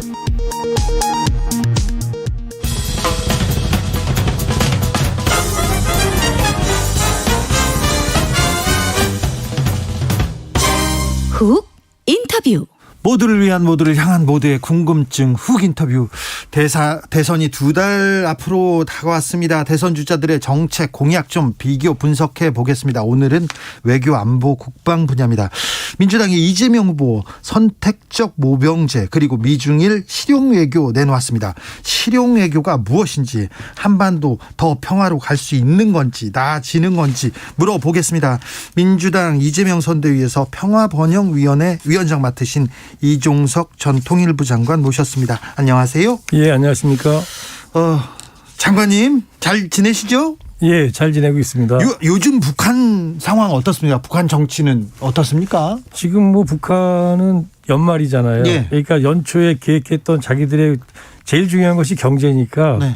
경제 목표에 대해서 지금 이제 점검하고 있는 것 같고요. 네. 그다음에 내년도 계획에 대해서 얘기하고 있어서 아마 검토하고 있어서 네. 무슨 뭐 다른 바깥 세상에 대해서 이렇게 뭐 이렇게 신경 쓸 여유 없이 네. 안에서 아마 지금 뭐 그런 이른바 총결과 그다음에 계획 여기 아마 북한 지도부가 지금 집중하고 있는 것 같습니다. 한국 대선에는 좀 관심이 있을까요? 글쎄요, 전에는 네. 북한에서 뭐 한국 대선에 대해서 어떤 이제 정치적으로 네. 자기들이 어떤 뭐 발언을 해가지고 입김을 미치고 그런 적도 있었는데 돈 주고 막 총 쏘고 막 그랬지 않습니까? 그런 건 이제 거의 없을 것 같아요. 예. 다만 이제 북한에서 어떤 발언을 통해 가지고 네. 영향을 미칠 수 있는데 아마 남쪽 선거에 대해서 그렇게 뭐 영향을 미칠 만한 정도의 그런 움직임은 일단은 뭐 이 선거에 영향을 미치기 위한다는 목적을 가지고 할 겨를이 북한이 지금 없다. 그리고 실제로 지금 북한도 이제는 북한 자체가 먹고 살고 발전하는 거에 관심이 네. 모아져 있지 남북 관계에서 뭔가 남한을 흔들거나 이런 거에 대해서는 뭐 옛날보다 관심이 좀 떨어져 있습니다. 아, 그렇습니까? 네. 선대위에서 평화번영위원회 이렇게 위원장이신데요. 평화번영위원회 좀 이름이 낯섭니다. 어떤 정책들과 어떤 현안들을 다루고 있습니까? 네, 한반도 평화 관련된 문제예요. 예. 남북관계 대북 정책 같은 거죠. 네. 그다음에 우리 국방 문제. 네. 그리고 지금 중요한 것이 경제 안보 아닙니까? 경제도 뭐 요소수 사태 이런 거 보듯이 네. 그 공급망 같은 게 문제가 되면 안보가 문제가 되죠. 경제 안보라 그러는데요. 그다음에 국민 안전 문제 이런 것들에 대한 공약을 개발하고 후보를 보좌하는 그런 일을 하고 있습니다. 한반도 평화를 위해서 이재명 후보가 내놓는 외교 실용외교라고 하는데 이 이재명 표 실용외교는 무엇입니까? 그러니까 정확하게 저희들이 말씀드리면 국익 중심의 실용외교라고 말하죠. 네. 일단 실용외교라는 거는 물론 뭐 사람마다 규정을 다르게 할 수 있을 겁니다. 그런데 저희들이 규정하는 거는 네. 뭐 사람이나 국가나 지도자나 자신들이 가지고 있는 가치라든가 이념이 있지 않습니까? 네. 그렇지만 그런 가치나 이념의 이점을 고집하지 않고 국가 이익, 국익의 기초에서 외교 정책을 펼쳐가겠다. 그게 실용외교인데요. 그럼 여기서 중요한 것은 국익이 뭐냐. 네. 다시 말하면 국가 이익을 위해서 국가 이익에 기초한다 그랬는데 그 국가 이익에 대해서는 저희들이 어떻게 범조하고 있냐면은 아무래도 외교니까 우리의 이익도 있지만 상대방 즉 우리와 외교하는 상대방 국가도 있지 않습니까? 네. 그래서 우리의 대내적으로는 예를 들어서 국가의 안전 그리고 국민 삶의 향상 네. 이런 게 우리 국가 이익이라고 봅니다. 그렇죠. 그다음에 국제적으로 본다면 평화 네. 그다음에 상대방 국가와의 공동 번영. 자, 이런 정도. 그러니까 국가의 안전, 국민 삶의 향상, 국제 평화 그리고 공동 번영. 이런 것을 국가 이익으로 보고 여기에 맞춰서 결국은 유연성을 발휘해서 이 이익을 실현하기 위해서 노력해 나간다. 이게 바로 국익 중심의 실용 외교다라고 볼 수 있습니다. 윤석열 후보가 오늘이요. 정상회담은 정치적인 쇼였다. 자주 방식으로는 해결 안 된다. 문재인 정부가 남북관계에다 중심축을 두는 바람에 외교 문제 소홀했다. 이렇게 치고 나오는데 이 부분은 어떻게 보십니까? 아니 문재인 정부가 남북관계에 대해서도 관심을 가지고 했지만 한미관계에 대해서도 관심을 가지고 많이 하지 않았습니까? 네. 뭐 여러 번의 한미 정상회담이 있었고 특히 지난 5월 달에 있었던 한미 정상회담에서는 한미 간의 안보 문제만이 아니라 그 소위 그 첨단 기술 산업 분야에 대해서도 서로 파트너십을 확인했잖아요. 이런 것들인데 뭐 남북 관계에만 신경 쓴 게 아니죠. 또 북핵 문제도 신경 썼죠. 다만 남북 관계에서는 남북 정상회담을 했을 뿐이지 네. 다른 분야에 대해서도 뭐 신경을 안 썼다라는 것은 그거는 현실에서 지금까지 해왔던 것들을 부정하는 거다 이렇게 보여지네요. 네. 자, 장관님께서 말씀하신 미중일 실용외교, 윤석열 후보도 미중일 상생 공영 이렇게 얘기했는데, 자, 윤석열 후보의 외교 통일 정책은 어떻습니까?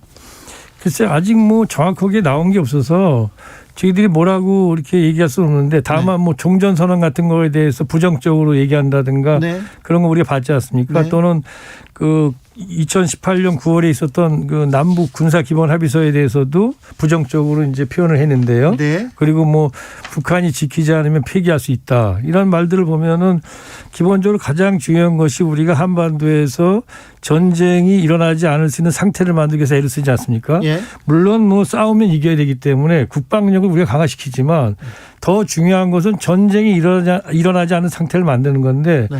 그런 상태를 만들기 위한 준비나 마음의 자세가 돼 있는지 거기에 대해서 이제 의구심을 가지고 있습니다. 이재명 후보가 성남시장 시절부터 남북 문제에 굉장히 관심을 가졌어요. 거기에 뭐라고 해야 되나요? 북한 지원 사업도 계속 나서고요. 그런데 이재명 후보가 대통령이 되면 이 실용외교가 남북관계 개선에 좀 도움이 될까요? 예, 이재명 후보가 그 남북관계에 관심을 가진 건 오래됐죠. 예. 그리고 2016년에 성남시가 기초자치단체 아닙니까? 네. 그럼에도 불구하고 남북교류협력위원회라는 걸 갖다가 성남시 의회 조례로 통과시켜서 당연직 위원장이 시장이었습니다. 예.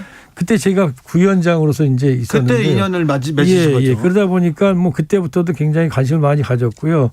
이재명 후보의 그 실용주의 대북 정책, 실용이라는 것은 기본적으로 남북 관계에서 작은 것들에도 합의를 이루고 합의가 이루어지면 무조건 그건 실천해야 된다. 왜냐하면 실천을 해서 서로 합의를 통해서 이루어진 실천이 성공이 되고 그 성공의 효능감을 봤을 때 또 다른 실천하게 돼 있지 않습니까? 또 그것이 또한 평화를 증진시키고 그러다 보니까 이재명 후보가 집권을 한다면은 그의 실용주의 정책은 아마 상당한 정도로 한 발짝 남북관계를 진전시키는 데 도움이 될 거라고 봅니다. 남북 문제뿐만 아니라 다른 분야에 대해서도 이재명 후보는 이념 이런 건 별로 중요하지 않다고 이거는 강조하지 않고 실질적인 도움을 주겠다. 실질적으로 나아지겠다. 이렇게 얘기를 하고 있는데 북한이 응답해야 이게 조금 도움이 될 거 아닙니까? 네, 당연히 북한 지금 이재명 후보가 지금 추구하는 바가 네. 기본적으로 북한이 원하는 부분과 또 우리도 북한에 대해서 협력을 했을 때 이익이 되는 부분, 양쪽이 서로 이익이 되는 부분을 찾아가서 한다면 그래서 남북 협력을 한다면 북한이 그걸 갖다가 호응하지 않을 이유가 없는 거 아니겠습니까? 그러니까 북한도 좀 이재명 표 남북 정책에 대해서는 좀 관심을 가질까요? 뭐 가장 중요한 것은 남과 북이 합의한 내용에 대해서는 무조건 지킬 수 있는 어떤 실행력 그다음에 실천력이거든요. 네. 그러면 북한하고 우리하고 합의한 걸 갖다가 어떤 일이 있어도 지켜간다면은 그럼 북한이 우리에 대해서 뭐 불신하는 그런 강도가 낮아지겠죠.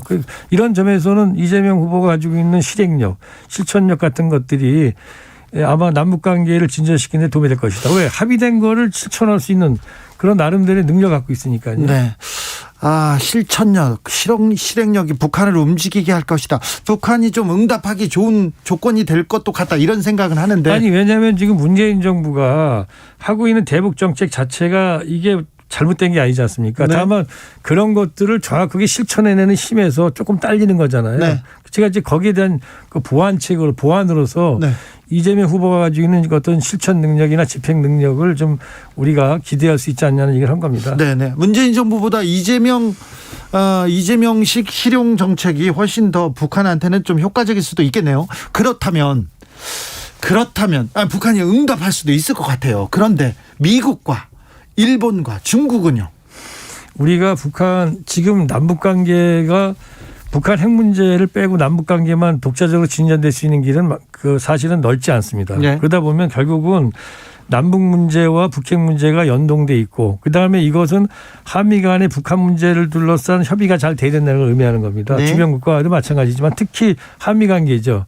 그런 점에서 북한을 설득하는 것 그거 못지않게 중요한 것이 미국과 협력하는 거잖아요. 네. 또 미국을 또 우리가 필요하다면은 설득하는 것이고 이 두 가지를 다 해야 되는 것이고 이걸 하기 위해서 중요한 것은 기본적으로 미국도 납득할 수 있는 나름대로 우리의 논리와 그다음에 우리의 절실한 필요성을 얘기를 해야 되고 또 그래가지고 그것이 국제사회에서 공감대를 얻는 거라면은 미국이 설령 거기에 대해서 좀 주저하더라도 우리가 그걸 갖다가 끌고 나가고 치고 나갈 수 있는 어떤 힘 이런 것들을 가지고 미국과도 협력을 하면은 되지 않는가. 그리고 북한하고만 해서 되는 게 아니고 역시 남북관계 그다음에 한미 관계를 갖다가 잘 조율하면서 결국 남북 관계를 발전시킬 수밖에 없다 이렇게 봅니다. 이종석 장관이 이 선대위에 있기 때문에 남북 문제는 또 좀 믿어도 되겠다는 생각을 하는 사람이 있습니다. 그리고 또 외교, 미국 문제도 위성락 전 대사를 비롯한 많은 사람들이 왔기 때문에 또 괜찮을 것도 같다. 미국 문제도 미국과의 외교도 잘 풀 수 있겠다. 중국은 어떤지, 중국과의 관계에 대해서는 이 좀 고민이 있습니까? 선대위에서 고민이 좀 준비가 돼 있습니까? 아니 뭐 중국과의 관계에 대해서는 기본적으로 우리 후보의 생각이 국익 중심의 시정 외교라는 게 그런 겁니다. 그러면 지금 미중 갈등 관계가 지금 심화되어 있는데 이 속에서 한미동맹은 우리의 그 외교안보의 근간입니다. 네. 그렇지만은 그럼 한중 관계 또 어떤 거냐? 한중 관계에서는 아시는 것처럼 우리가 지금 통상국가고 교역으로 먹고 사는데 네. 우리 전체의 그 수출입의 한 25% 정도 갖다가 지금 미국에 의존하잖아요. 아니 중국에 의존하지 않습니까? 네. 그러다 보니까 중국과의 관계도 우리가 협력 관계를 지속적으로 증진할 수밖에 없습니다. 그러다 보니까 미국과도 잘하고 중국과도 잘해야 되는데 이거를 우리가 가능케 할 수 있는 우리가 힘을 마련해야 된다. 우리가 사실은 지금은 단순한 중견국가가 아니잖아요. 글로벌 선도국가고 거기에 맞는 우리 역량을 가지고 미국과 중국 사이에서 우리가 선택을 강요당하는 입장이 아니고 미국과 중국이 우리를 선택할 수 있는 쪽에 그런 전략적인 위치를 차지하고 또 그럴 수 있도록 노력하면 된다. 네. 실제 뭐 과거에 그 김대중 대통령께서 그런 말씀을 하신 적이 있었습니다. 소가 도랑에 들어가 있을 때 양쪽에 둔덕이 있고 도랑에 들어가면 그 도랑에 든 소는 양쪽에 있는 둔덕에 있는 풀을 다 뜯어먹고 살아야 되는 거지. 그렇죠. 양쪽에. 한쪽만 뜯어먹고 살 수 없잖아요. 네. 그런데 김 대통령님이 그러면서 하신 말씀이 그러려면 바로 운명의 당사자인 우리가 주체적으로 우리가 지혜를 가지고 이 도전과 이 현재 이 험난한 환경을 극복해 나가야 된다. 그거거든요. 네. 안보 국방 문제도 좀 물어보겠습니다. 모병제 이거 야당 민주당 사람의 입에서 나온다니 이런 생각도 들었는데 선택적 모병제 공약을 내놓았습니다. 국방 혁신에 대한 그 생각은 어떤지 좀. 그러니까 모병제는 아닙니다. 선택적 모병제죠. 네. 선택적 모병제라는 것은 국민 개병제를 기초로 원칙으로 하되 그래요. 징집 대상자에 있는 그 대상자들이 군대를 갔다가 현역으로 가든지 아니면 특정 기관을 갔다가 부사관, 기술지박형 전투부사관으로 자기가 응모해서 가든지 네. 둘 중에 하나를 선택하게 하는 것이 이제 저희들이 말하는 선택적 모병제의 특징입니다. 네. 다만 그 현재 있는 그 징집병에 있는 현역들을 갖다가 대거 줄이고 그리고 대신에 전문 인력, 전투부사관들을 늘림으로써 그야말로 병력은 좀 줄어들지만은 그러나 국방력 자체는 증강되는 이런 방식을 택하는 것이 선택적 모병제라고 할 수 있습니다. 네. 저기 사적으로 이재명 후보 만나면요 어떤 얘기 제일 많이 하십니까? 뭐 아무래도 저는 외교안보 통일 쪽이니까 그쪽 얘기를 많이 하죠. 예. 주로 잘 듣습니까 이재명 후보가? 예, 이재명 후보는 그러니까 듣는 편입니다. 듣고 그다음에 질문을 많이 하는 편이고요. 질문 많이 하고. 그리고 이해 학습 능력 이런 거는 뭐 그거는 뭐 타의 추종을 불허할 정도로 보면 되죠. 그리고 그 자리 앞에서 브리핑하기보다는 미리 이제 레포트 같은 걸 보내드리면 읽고 와가지고 이제 다양한 질문을 하고 또 토론을 합니다. 네. 그래서 그러고 나서 나중에 보면 후보가 그것을 자신의 언어로 만들어서 자신의 어떤 그 나름대로 철학 구상 속에 딱 이렇게 위치를 시키는 그 지식들을 그런 것들을 보고 좀 놀랄 때가 있습니다. 아 그래요? 좀 부족한 점은 뭡니까? 다 칭찬만 하시니까. 네. 글쎄요, 제가 그렇지 않아도 많은 국민들이 여러 가지 말씀하시는데 제가 여기서 뭐 그런 거를 꼭 이렇게 집어서 말씀드리기. 아니 개인적으로 뭐 저분은 뭐 저게 좀 부족해 그런 거 없습니까? 보완해야 될 점. 아니 보완해야 될 점인지 모르지만은 이재명 후보가 남들이 볼 때는 굉장히 이렇게 독선적이고 그다음에 막 나서고 그다음에 사람들에 대해서도 이렇게 굉장히 무섭게 느껴지고 그렇다고들 얘기하지 않습니까? 일부에서. 그런데 굉장히 샤이한 성격입니다. 그러니까 예를 들어서 제가 누굴 갖다가 옛날에 과거에 이렇게 만나보시죠. 소개를 해가서 만나면은 같이 만나실래요? 왜냐하면 이제 혼자 만나는 게 쑥스러워서. 그런 상당히 좀 이게 샤이라 그러죠. 그러니까 좀 약간 이제 좀 숙기가 없다라나요? 이제 그런 스타일입니다. 남북 관계를 중시하는 민주정부. 처음에는 근데 문재인 정부도 처음에는 성과가 엄청났었는데 지금 좀 답보 상태입니다. 이재명 후보가 그 답보 고착에 빠진 이 남북 관계를 좀 돌파해낼 수 있을까요? 문재인 정부가 지금 아주 못하고 있는 게 아니지 않습니까? 조금 더 힘을 내서 할 수 있는 것들이 좀 안 되고 있는 게 많잖아요. 거기에 실행력, 실용이 필요하다. 것이고 지금 중요한 것은 미국은 지금 민주당 정부가 들어서 있습니다. 예. 바이든. 미국의 민주당 정부의 특징은 어쨌든 간에 동맹에 대해 동맹관계를 중시하기입니다. 네. 그럼 동맹관계를 중시하기 때문에 우리도 미국의 민주당 정부 요구에 들어줄 것도 많이 있지만 미국 민주당도 우리 얘기에 귀를 기울일 수밖에 없습니다. 동맹을 중시하니까. 예. 그러다 보니까 우리가 나름대로 합리적이고 창의적인 아이디어를 가지고 지속적으로 미국 민주당 정부를 두들기면 결국 우리의 아이디어를 미국이 북핵 문제나 남북 관계에서 받아들일 수 있는 폭은 미 공화당 정부보다 훨씬 큰 거죠. 네. 미국 민주당과 한국의 민주당이 서로 민주당 정부가 마주쳐서 서로 일을 했던 때는 98년에 김대중 대통령님 시절에 2000년 클린턴 미국의 민주당 대통령이 2000년 말에 퇴임하기 전까지 그때였는데요. 그 3년 시기가 사실은 한반도에서 평화가 가장 많이 진전된 시기였습니다. 그런데 그 이후에는 그 시기가 안 왔죠. 우리의 민주당 정부일 때 미국의 공화당 정부였었습니다. 그렇죠. 또 미국의 민주당 정부일 때 한국에서는 이제 현재 야당 정부였고 그러나 이제 지금 기회가 왔다. 저는 그렇게 보는 거죠. 지금 몇 발짝 앞으로 가야 되네요. 네, 이제는 한국에서 민주정부가 출연한다면은 저쪽도 네. 민주당 정부니까 네. 한번 서로 궁합을 맞춰서 뭔가 만들어낼 수 있다 이렇게 생각을 합니다. 어제 그 미국의 전현직 군인들입니다. 에이브럼스 등 그 좀 고위 군인들이었죠. 한국의 군사력 솔직히 많이 뒤처져 있다. 전시작전권 이양밖에 아직 모자란다. 이런 좀 부정적인 발언이 나왔던데 이건 왜 그런 거예요? 아니 그 미국 세계 최강의 미국의 군사력을 운영한 사람들이 볼 때 그 부족하지 않은 게 어느 나라의 군사력인데 부족하지 않겠습니까? 그렇죠. 그걸 가지고 얘기하면은 저희들이 끝이 없고요. 네. 한국의 군사력은 미국의 군사 전문 잡지들이 재래식 무기에 관한 핵무기를 뺀다면 세계 6위다라고 얘기하고 있잖아요. 네. 그렇지만 미국의 군사력에 비하면 턱없죠. 그러니까 그분이 비교하는 것이 비교의 기준이 뭔가가 좀 의심스러운데요. 네. 우리 국방에 대해서 국민들이 그 나름대로 그 좀 믿고 그다음에 신뢰하셔도 좋다고 생각을 합니다. 장관님은 노무현 정부 시절에 장관을 하셨죠? 네. 네. 장관도 하셨고요. 뭐 이룰 것도 다 이루셨는데 왜 이재명을 이렇게 선택하셨어요? 여기저기서 와달라고 하는데도 많았을 텐데 또 장관 하려고 그런 것도 아닐 텐데요. 예, 그런 것도 아닙니다. 네, 예. 그거 궁금해서요.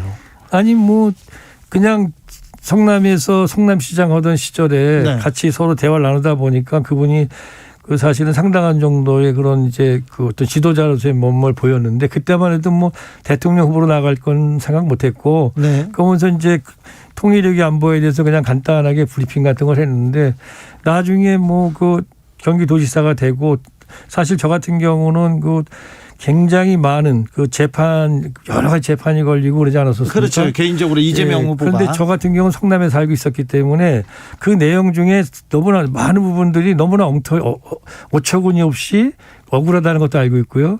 그런데 공격은 굉장히 심했잖아요. 네. 그걸 보면서 한 인간이 저렇게 공격을 받고 살아남을 수 있을까? 살아남는다면 도와야 되겠다. 이런 생각 그때 했습니다. 사실은. 네. 네. 알겠습니다. 네. 잘 알겠습니다. 민주당 선대위 이종석 평화번영위원장이었습니다. 감사합니다. 네, 고맙습니다. 정치 피로, 사건 사고로 인한 피로, 고달픈 일상에서 오는 피로.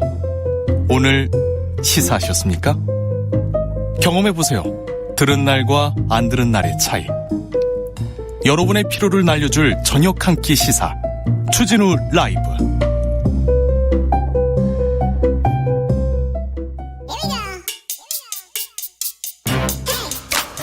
뉴스를 향한 진지한 고민, 기자들의 수다. 라이브 기자실을 찾은 오늘의 기자는 은지옥이요. 시사인 김은지입니다. 첫 번째 준비한 뉴스부터 가볼까요? 네, 대선 주자들이 모병제 관련 공약을 내놓고 있습니다. 이종석 전 장관하고도 얘기를 했는데 네, 통했습니다.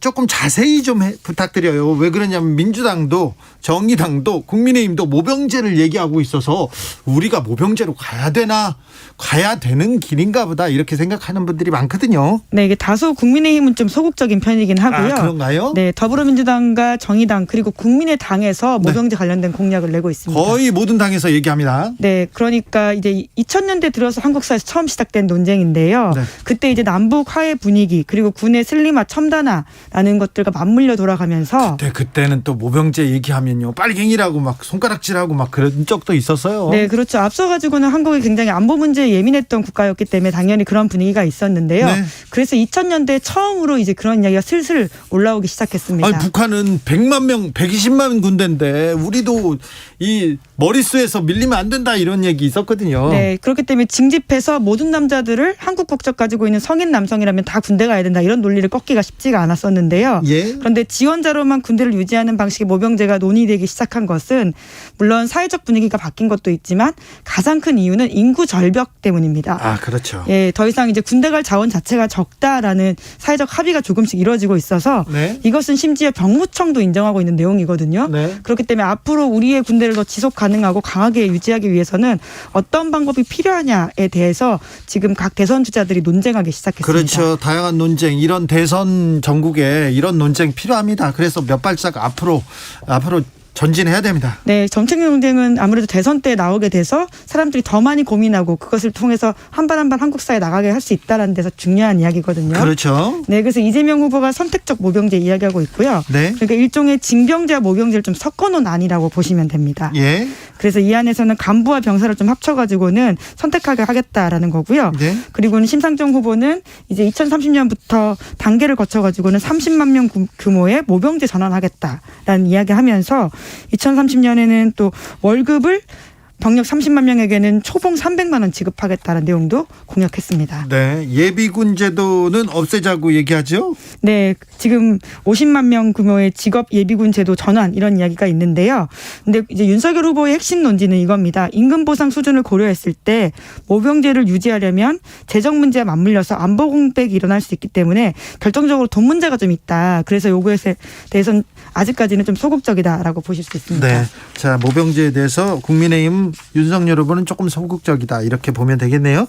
자, 다음으로 만나볼 뉴스는요. 네, 헌법재판소 결정에 대한 논쟁이 벌어지고 있습니다. 네, 어떤 내용입니까? 네, 19살 미만의 성폭력 피해자의 영상 녹화 진술물을 증거로 현재 인정하고 있는데요. 네. 이에 대해서 헌법재판소가 해당 법이 위헌이다 이렇게 결정했습니다. 아, 그래요? 네, 6대3으로 위헌 결정이 난 건데요. 네. 이에 따라서 앞으로 성폭력 피해 아동도 직접 법정에 출석해서 피해 증언을 해야 합니다. 아니, 이 법안을 저도 취재할 때 만나보고 이렇게 내용에 대해서 좀 취재를 했었는데, 아동이 성추행이나 성폭행을 당했을 때 저 아저씨가 그랬어요. 눈앞에서 말하기가 좀 어렵거든요. 힘들거든요. 그래서 이 진실을 좀 객관적인 진실을 찾아가려고 이렇게 촬영해 놓은 거, 영상 녹화를 해 놓은 것도 증거로 받아들여야 된다. 그런 취지였지 않습니까? 네, 실제로 그 법이 특례법으로 만들어져서 30조 6항에 있었는데요. 네. 그래서 이 법 때문에 지금까지는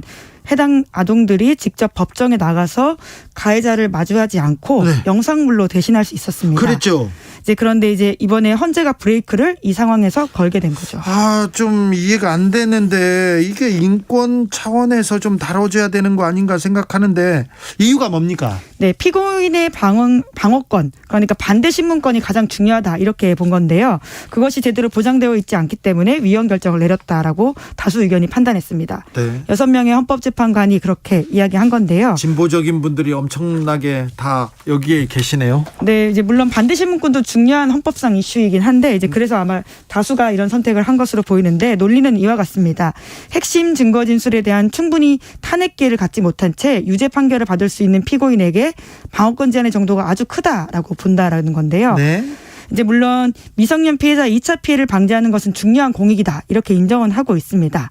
그럼에도 불구하고 피고인의 반대 신문권을 보장하면서도 피해자를 보호할 수 있는 조화적인 대안을 찾아야 한다 이렇게 지적을 했거든요. 대안을 내놓지는 않았습니까? 그에 대한 이야기도 했습니다. 그러니까 재판정에 피해 아동이 출석했을 경우에는 피고인을 잠시 재판장에서 나가게 한다거나요. 네. 비디오 등의 중계로 실시간으로 증인신문을 하게 하겠다.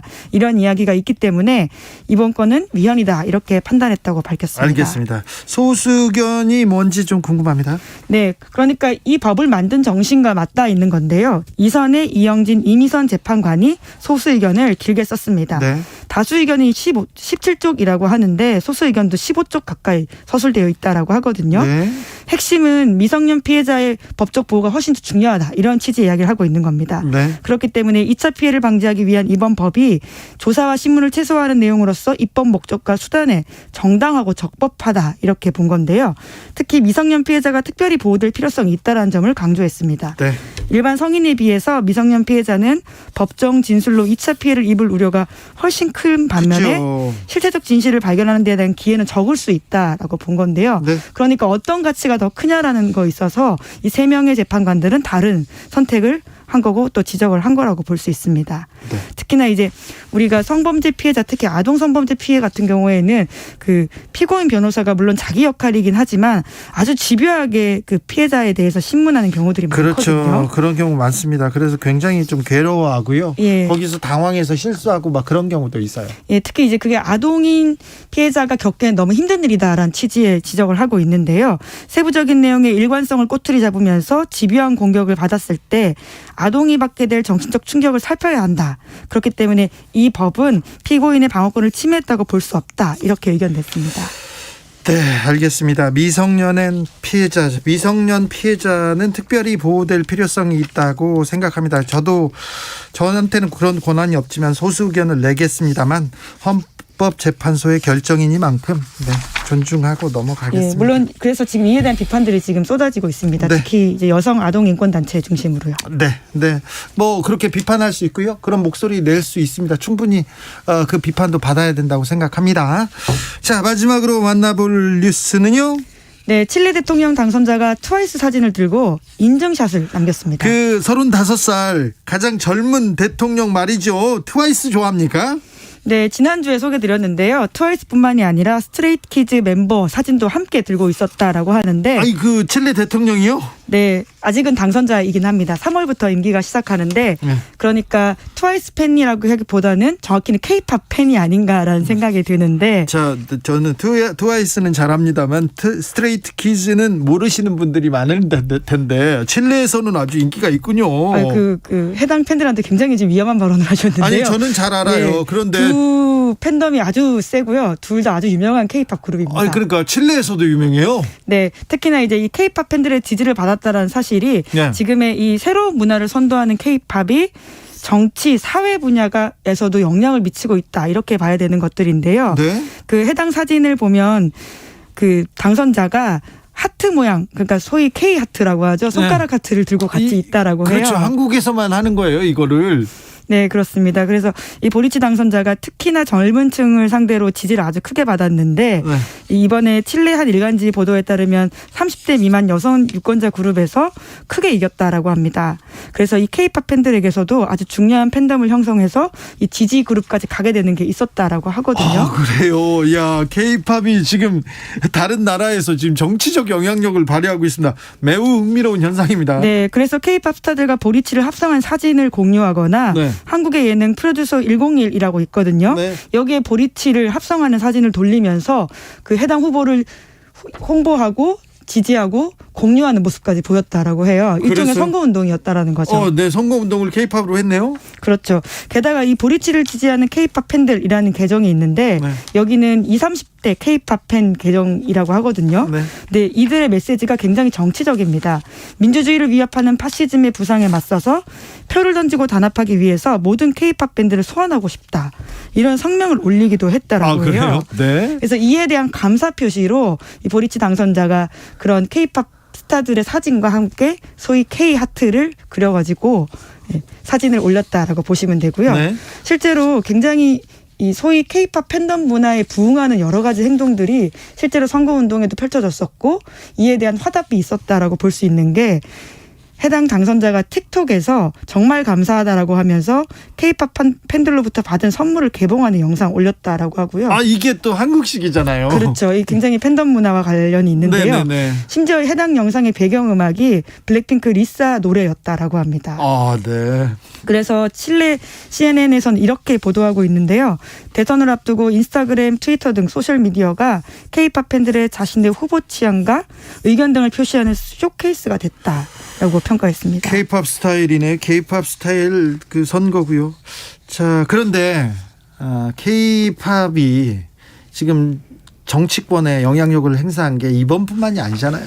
네, 2020년 미 대선이 한창일 때 텅 비어 있었던 트럼프 유세장 혹시 기억하십니까? 네네.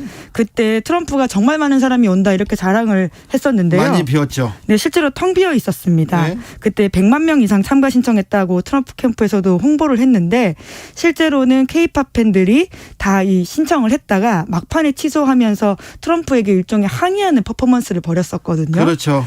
네, 그래서 K-팝 팬들이 굉장히 미국에서는 그 정치적으로 진보적인 모습들을 보인다 이런 것들이 있었는데요. 그리고 블랙 라이브 매터스의 그 운동에도 K-팝 팬들 뭐 대대적으로 전폭적으로 그렇죠. 예. 나섰지 않습니까? 예, 이게 시민운동이라고 하는 게 조직화가 굉장히 중요한 이슈인데 네. K-팝 팬들이 자기가 K-팝을 좋아함으로써 일궜던 어떤 조직화의 성과를 소위 민주주의 이슈에도 굉장히 투영하고 있다 이렇게 보이는데 네. 미국만이 아니라 칠레 그리고 또 콜롬비아에서도 올해 반정부 시위가 있었는데 네. 여기 K-팝 팬들이 온라인상에서 시위대에 전폭적인 지지를 보냈다라고 합니다. 네. 굉장히 좀 흥미로운 모습인데요.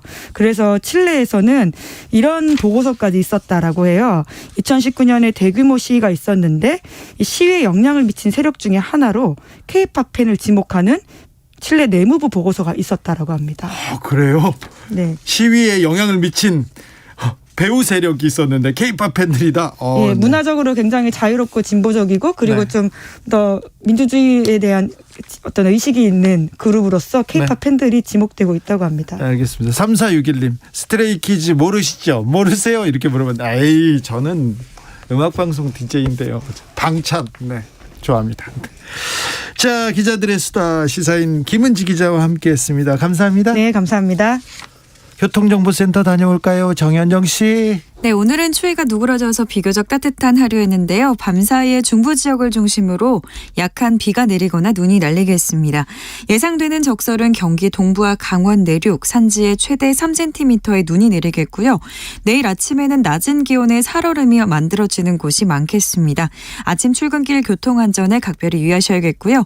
현재 퇴근 시간이면서 도로 위에 사고 소식이 많습니다. 앞차와의 안전거리 유지하셔야겠는데요. 당진 대전간고속도로 대전 방향으로 유성터널 부근에서는 대형 화물차 단독 사고가 2시간 전에 났습니다. 하지만 2차로와 갓길이 여전히 통제된 상태고요. 현재는 1차로로만 통행이 가능한 상태입니다. 남세동 나들목 가기 전 5km 구간 지나기 답답하고요. 경인고속도로는 서울 쪽입니다. 서인천 부근에서도 사고가 나서 처리하고 있는데요. 부천 부근 1차로에서도 사고 소식이 있습니다. 서인천에서 부평 진출로까지 막히고요. 더 가서는 신월 부근에서 짧은 정체 보입니다. 퇴근길에 안전운행 하시기 바랍니다. KBS 교통정보센터에서 정현정이었습니다.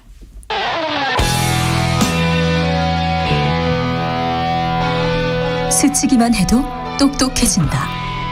드라이브 스루 시사 주진우 라이브.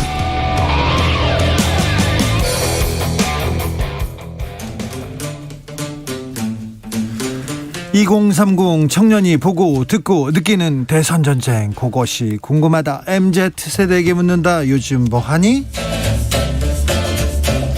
2030 청년 정치인들 청벤져스 모셨습니다. 권지웅 먼저. 네, 안녕하세요. 권지웅입니다. 어디 민주당 더불어민주당의 다이너마이트 선대위 공동선대위원장입니다. 그렇습니다. 권지웅 위원장 왔습니다. 그리고 김용태. 네, 안녕하십니까. 국민의힘 최고위원 김용태입니다. 그리고 강민진. 네, 청년정의당 선대위원장 강민진입니다. 네, 한 주 동안 진짜 뉴스도 사건도 많았죠. 아우, 김용태 막 고생하시더라고요. 여기저기 많이 뛰어다니시더라고요. 네, 저희 네. 당 많이 홍보해야 되니까요. 네, 그렇습니다. 지난 일요일에 윤석열 후보의 부인 김건희 씨 대국민 사과가 있었는데 청년들이 본 김건희 사과 궁금합니다. 먼저 김용태? 뭐 저희가 일단 저희 당이 용서를 구하는 입장에서 뭐 특별히 드릴 말씀이 제가 뭐 없고요. 뭐 저는 어쨌든 많은 국민들께서 있는 그대로 평가해 주셨으면 좋겠습니다. 권지웅. 저는 주변의 친구들 중에 박근혜 전 대통령의 사과가 떠올랐다는 친구가 있었어요. 그러니까 물론 이제 어떤 이 사과로 나오시기까지도 쉽지는 않으셨을 것 같은데 내용적으로 보면 무엇 사과했는지 알기 어려운 사과였습니다.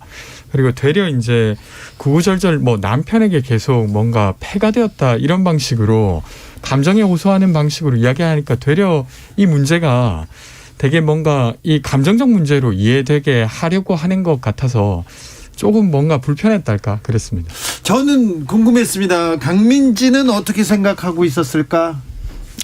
왜 제 의견이 궁금하신가요? 네네, 저는 강민진이 뭐라고 할까? 그 사과를 보면서 강민진 대표는 뭐라고 할까 궁금했어요. 일단은 김건희 씨가 이제 남편을 잘 모셔야 되는데 그러지 못했다. 그리고 이제 뭐 거의 그런 느낌으로 이야기를 하셨고 또 아이를 낳아줬어야 되는데 이제 그러지 못했다.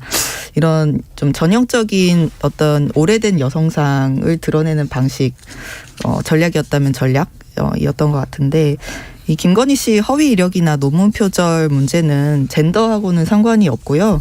이거는 사법적인 영역 그리고 도덕적인 영역에서 본인이 책임져야 되는 문제이기 때문에 앞으로는 부인으로서 입장을 이야기하기보다는 본인이 저지른 잘못과 범죄 그 자체에 좀 집중해서 무엇을 잘못했고 무엇을 사과하는 것인지 이야기를 해야 된다고 보고요. 그리고 윤석열 후보 같은 경우는 김건희 씨 불공정 범죄 행위를 비호를 했죠. 그리고 국민의힘 같은 경우에 김건희 씨 사과 이후에도 보도자료를 내고 또 국민의힘 인사들의 발언을 통해서 이 문제의 의미를 계속 축소하고 허위가 아니라 부풀린 것이다. 이런 식으로 이야기하면서 사실 감싸주는 형태를 보이고 있거든요. 이런 상황에서 저는 이제 더 이상 윤석열 후보나 국민의힘이 공정을 이야기할 그런 이제 자격은 없다. 이렇게 됐다고 봅니다. 저는 그 말에 동의할 수 없고요. 저희 후보께서 이 부분을 감싸려고 하는 것이 아니라요. 사실 있는 그대로 후보께서 사과를 하셨고 저희 김건희 씨도 사과를 했고요. 다만 지금 계속해서 합리적인 의혹 제기가 있으면 저희도 당연히 떳떳하게 국민 여러분들께 모든 것을 공개하고 국민들께 판단을 받아야 된다고 생각되는데 김건희 씨 관련해 가지고 지금 여성학적인 입장에서 말씀을 계속 하셨는데 그 손혜원 씨나 추미애 전 장관 같은 경우는 계속 얼굴 평가를 하셨단 말이죠. 저는 이러한 것들 인격모독적인 발언들이나 이런 것들은 저희 정치가 특히 다 청년분들이니까 좀 지양해야 된다고 생각되고요. 얼굴 평가는 더불어민주당이긴 한데 근데 저는 그 얼굴 평가 부적절했다고 생각합니다. 아마 많은 분들이 그렇게 생각하지 않을까. 네. 네, 얼굴 평가는 잘못된 거고요. 근데 다만 전 국민의힘이 만약에 다른 당에서 이런 상황이 있었을 때 어떻게 평가하고 대처를 할 것이냐. 그거하고 같은 잣대를 자신한테 또 들이대는 게 공정이거든요.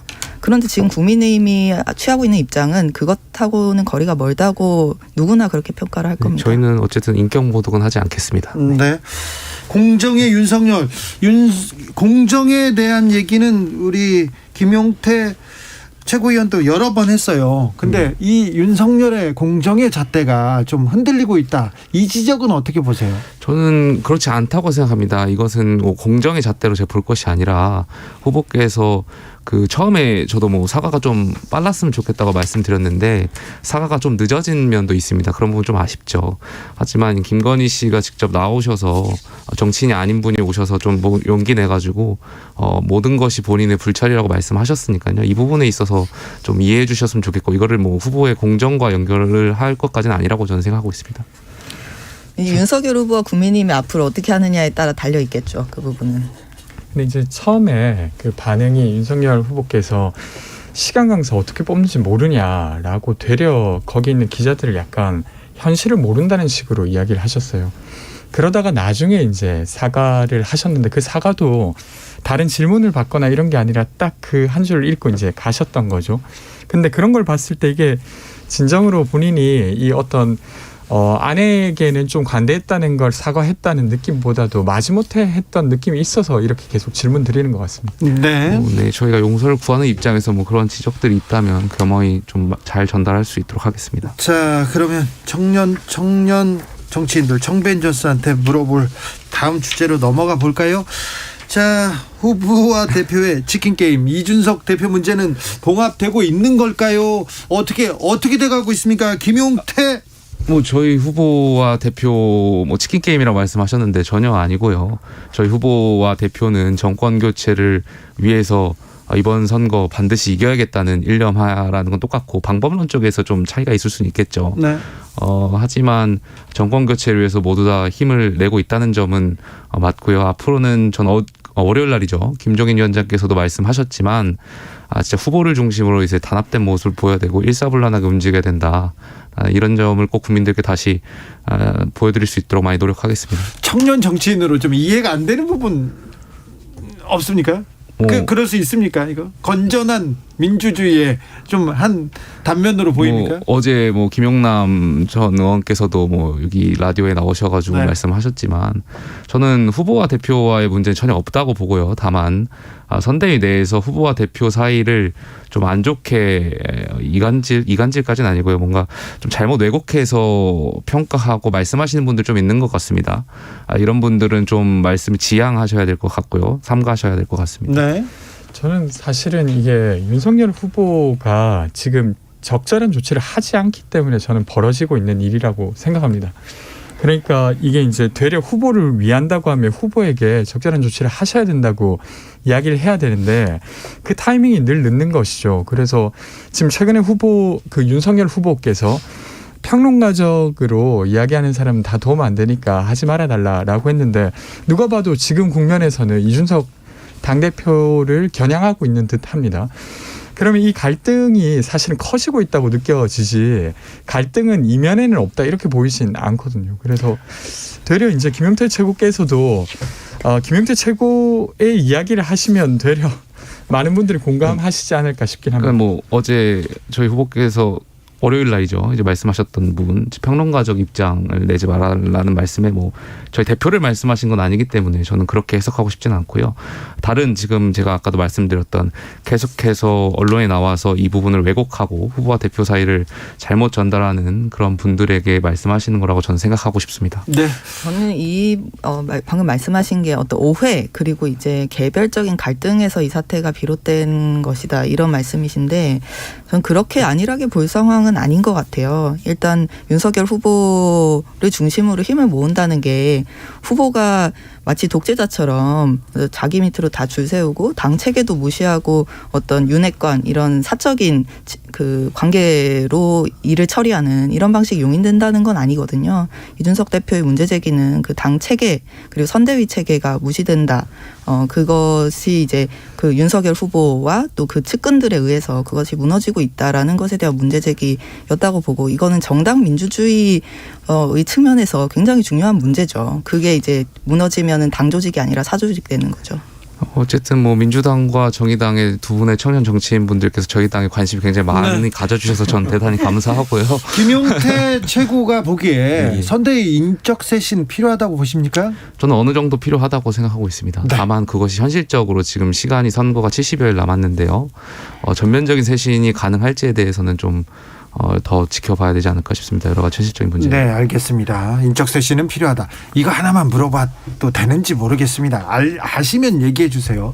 가세연과 이준석 대표 간의 이 지금 그 공방 이거는 뭡니까? 저는 이준석 대표 개인적인 의혹이니까요. 저는 거기에 대해서는 사적인 부분이라 제가 정확하게 인지하지는 잘 못하고 있습니다. 네, 알겠습니다. 넘어가겠습니다. 네. 강민진 위원장께서 고른 주제로 가볼까요? 거대 양당이 제3지대 후보들에게 러브콜을 하는 건지 단일화를 압박하는 건지 잘 모르겠다 이런 얘기를 하셨는데요. 네, 최근에 또 그런 행동들이 많이 나오고 있는데 민주당 같은 경우는 송영길 대표가 네. 안철수, 김동연 후보한테 단일화하면은 총리나 장관 자리 주겠다 이런 발언을 하셨고 또 국민의힘 김종인 위원장 같은 경우에는 안철수 후보가 정권 교체를 위해서 단일화해야 된다 이런 발언은 계속 하고 계시죠. 계속 하고 있습니다. 정의당은 매번 선거 때마다 사실 민주당으로부터 단일화 압박을 받는 이런 위치가 됐는데 맨 나중에는 국민들이 단일화해 주십시오 이렇게 얘기하죠.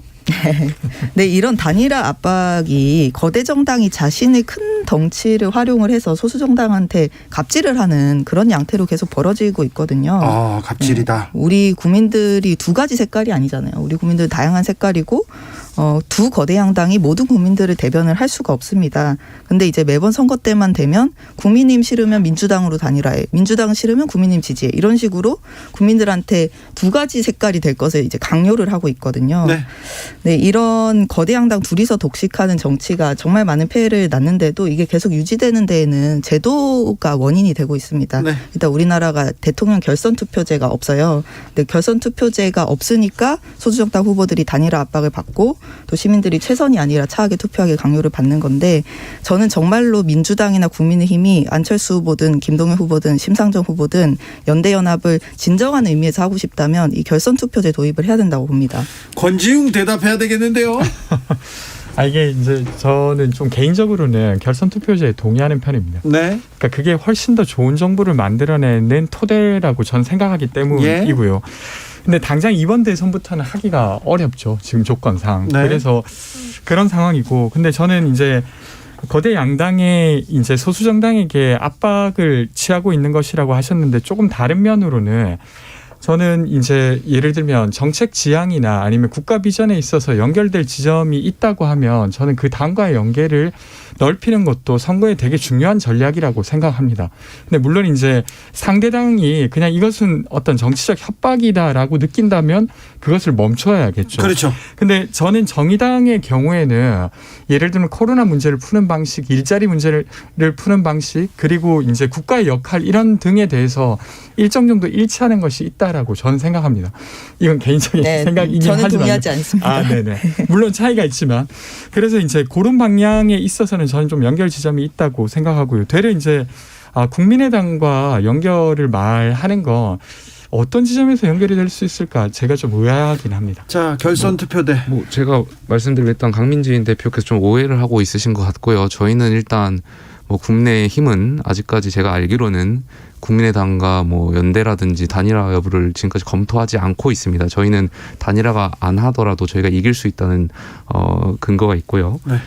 그렇기 때문에 그런 말들이 나오는 거는 갑질이 아니라 많은 국민들께서 좀 더 안정적으로 정권 교체를 희망하시기 때문에 국민들의 요구가 아닐까 싶습니다. 네, 지금 국민의힘 원톱이라는 김종인 선대위원장님이 언론에서 계속 그 안철수 후보 단일화라 이 얘기를 하고 계시고요. 네, 이 아까 그 권지웅 위원장님이 같이 연대할 수 있는 거 아니냐 이런 말씀하셨는데, 연대 연합을 진정으로 하려면 이런 제도적 틀거리가 먼저 마련이 돼야 됩니다. 그게 그 결선 투표제도 없고 또 이제 제왕적 대통령제는 그대로 유지되는데, 소수 정당 보고 단일화해라, 이거는 그냥 너가 사라져라, 너가 대변하는 국민들의 목소리를 이번 선거에서 지워라라는 얘기가 되는 거거든요. 그렇기 때문에 이제 갑질이라고 제가 표현한 겁니다. 알겠습니다. 자, 다음은 김용태 최고가 고른 주제로 넘어가겠습니다. 어떤 주제를 들고 오셨는지요? 저는 백신 팩스 대상 등 혼란스러운 코로나 방역 지침에 대해서 말씀드리고 싶은 게 많습니다. 저희가 사회적 거리두기 복귀를 한 지 꽤 시간이 흘렀죠. 많은 방역 전문가들께서 그렇게 해야 된다고 말씀하셨으면 저는 따라야 된다고 생각하는데요. 다만 이 과정에서 임산부들이 백신 패스 대상이 되면서 많이 어려움을 겪고 있습니다. 그렇습니다. 정부의 명확한 임산부에 대한 어떤 백신 지침도 명확하지 않고요. 물론 정부는 FAQ를 통해서 임산부들에게 백신 접종을 권고하고 있지만, 그러면서도 한편으로는 임신 초기에는 의사들의 진찰을 통해서 전문가 소견을 따라라라고 말하면서 부작용의 가능성도 염두에 두고 있습니다. 이러다 보니까 임산부들께서는 지금 혼자 밥 먹는, 그러니까 미접종 임산부들께서 혼자 밥 먹고 있는 상황이고요. 굉장히 어려움들이 많은 것 같습니다. 저는 정부가 명확하게 방역 실패라고 지금 보고 있고요. 이것 관련해가지고는 대통령께서 명확히 저는 대국민 사과를 하셔야 된다고 생각하고 있거든요. 왜냐하면 저희 과거에 이명박 정부의 신종플루나 박근혜 메르스 사태 때 당시 문재인 대통령 야당 대표로서 얼마나 많이 저희 당 집권당에 뭐라 말씀하셨습니까? 근데 지금 이 방역 관련해가지고 많은 국민들이 굉장히 힘들어하고 자영업자들 많이 힘들어하는데 여기에 대해서 책임지는 사과하시는 분들, 대국민 사과하시는 분들 한 분이 없는 것 같습니다. 방역 실패다. 대국민 사과해야 된다. 자, 권지웅. 네. 저는 그 코로나 방역 관련해서 보완해야 될 지점에 대해서 계속 지적해 주시길 바라고 앞으로도 그것을 반영해 나가도록 노력한다는 말씀을 드리고 싶고, 근데 그렇다고 해서 이것이 실패다라고 규정하는 것은 이것을 보완하기 위한 노력이라기보다 되려 규정짓기처럼 좀 보이긴 해요. 왜 그러냐면 지금 전 세계에서도 사실은 코로나 방역이라고 하는 게 한국에서만 인정하는 것이 아니라 다른 나라에서도 잘하고 있다라고 배우러 오고 있는 상황이고, 그리고 오미크론 관련해서 사실은 이렇게 될 줄은 아무도 몰랐던 것이죠. 그래서 일상회복을 하려고 했는데 못했던 것에 대해서 사실 우리가 어떻게 이 문제를 해결할 거냐라고 이야기하는 게 아니라 너희가 그냥 잘못했으니까 사과해 이렇게만 말하는 게 되려 좀 무책임한 야당의 모습처럼 좀 보이긴 합니다. 방역 그 일상으로 회귀하는 데 있어서 확진자가 10,000명 이렇게 될 것을 전혀 예측하지 못했다는 것 자체가 저는 이해할 수 없고요. 이 부분에 있어서는 명확히 정부가 실패했다라고 보고 있습니다. 정부의 책임이 실제로 크죠. 그러니까 지금 코로나 확진자들 중에 그 병상에 못 가서 사망하신 분들이 있지 않습니까? 그러니까 이 선진국 대한민국에서 일어날 수 없는 일들이 지금 일어나고 있는 거예요. 그러니까 그만큼 공공병상 확보라든지 이런 것들을 정부가 했어야 되는데 하지 않은 대가를 국민들이 희생으로 치르고 있는 거고, 그리고 저는 이제 방역 그 거리두기 기준과 관련해서 이 지금 다시 9시 제한으로 돌아갔는데 이런 부분들이 정말 과학적인 기준이냐, 이런 것들도 지금 자영업자들이 계속 문제 제기를 하고 있거든요. 그러니까 시간을 제한을 하는 게 정말 방역에 도움이 되는가, 아니면 이제 그 면적에 따른 그 인원수에 대한 엄격한 통제, 뭐 이런 부분으로 좀 풀 수 있는 부분을 지금 자영업자들 당사자들도 이해하지 못하는 방식으로 정부가 기준을 마련했다. 그리고 손실보상에 대한 부분도 전혀 약속이 지금 되고 있지 않다. 이런 문제 제기들은 받아들여야 된다고 봅니다. 그러니까 저는 이제 워낙 다양한 시민 집단이 있다 보니까 그것을 완전히 해결하는 해법을 못 낸 것에 대해서는 좀 부족함이 있었지만, 그렇다고 지금 하고 있는 해법 자체가 아주 엉망이었다라고 생각하진 않습니다. 물론 조금 다음에 기회가 되면 저도 좀 더 설명드리도록 다음에 하겠습니다. 할게요. 그리고 네네. 마지막으로 권지웅 위원장이 고른 주제로 가겠습니다. 이거 짧게, 이제 시간이 없으니까. 대선 후보들 중에서 토론하자는 이재명, 범죄자 무슨 토론이냐는 윤석열, 어떻게 보십니까? 먼저. 네, 제가 이야기 좀 드리면 저는 되게 황당했어요. 왜 그러냐면 이제 정치라고 하는 게 이견을 조정하는 거고 당연히 토론을 해야 되는데, 토론을 하지 않겠다고 하는 건 정치를 하지 않겠다는 것이고, 정치를 하지 않게 되면 어떻게 되냐면 약자된 사람들을 보호할 방법이 사실 사회적으로 줄어드는 겁니다. 그래서 그게 좀 되게 많이 우려스러웠습니다. 윤석열 후보에게 대해서. 김용태. 토론을 하지 않겠다라는 뜻은 아니었던 것 같고요. 아마 이재명 후보와 뭐 본인께서 갖고 있는 뭐 정과 사범과 검찰총장의 프레임인데 토론에서 어떤 의미가 도출될 수 있을까 한지에 대한 의구심이었다고 그럼 생각합니다. 심상정 후보랑 토론하시는 건가요? 아니, 그 윤석열 후보가 그렇게 말씀을 하셨죠. 토론하면은 싸움만 된다. 토론을 하게 되면 자기 생각을 제대로 얘기를 못한다. 저는 이런 이야기를 대선 후보가 한다는 상황이 참 코미디 같고요. 요즘엔 초등학교 때부터 토론을 하기 때문에 이런 부분은 좀 토론 좀 하시기 바랍니다. 시간이 다 됐습니다. 권지웅, 김용태, 강민진, 오늘도 시간이 모자랐어요. 뜨거웠습니다. 감사합니다. 고맙습니다. 오늘 돌발 퀴즈의 정답은 메타버스였습니다. 저는 내일 오후 5시 5분 대한민국에 따뜻한 바람이 붑니다. 난치성 질환 어린이 돕기 공익신탁으로 아이들의 아픔을 보듬기 바람. 환경 지키기 공익신탁으로 깨끗한 지구를 물려주기 바람. 당신은 어떤 바람을 갖고 계세요? 당신의 바람 공익신탁이 실행합니다. 기부 목적을 정해 자산을 맡기면 기부자의 바람대로 자산을 운영해주는 공익신탁. 국가 관리로 기부 내역이 투명하게 공개돼 더 믿을 수 있습니다. 신탁으로 하는 선진국형 기부 문화. 공익신탁으로 대한민국에 당신만의 따뜻한 바람을 더하세요. 이 캠페인은 법무부가 함께합니다. 지구를 위한 새로 고침. 습관을 바꾸는 라디오. 안녕하세요. 방송인 조우종입니다. 쓸모가 없어져서 버려지는 제품에 새로운 아이디어와 가치를 더해 의미 있는 물건으로 다시 창조해내는 것. 바로 업사이클링이죠. 버려지는 호텔 침구로 반려동물 용품을 만들고 있는 레미투미의 김민희 대표 만나보시죠. 저희가 제주에 있다 보니까 여기에 이제 관광지라서 호텔이 굉장히 많은데요. 우연히 제가 호텔을 지나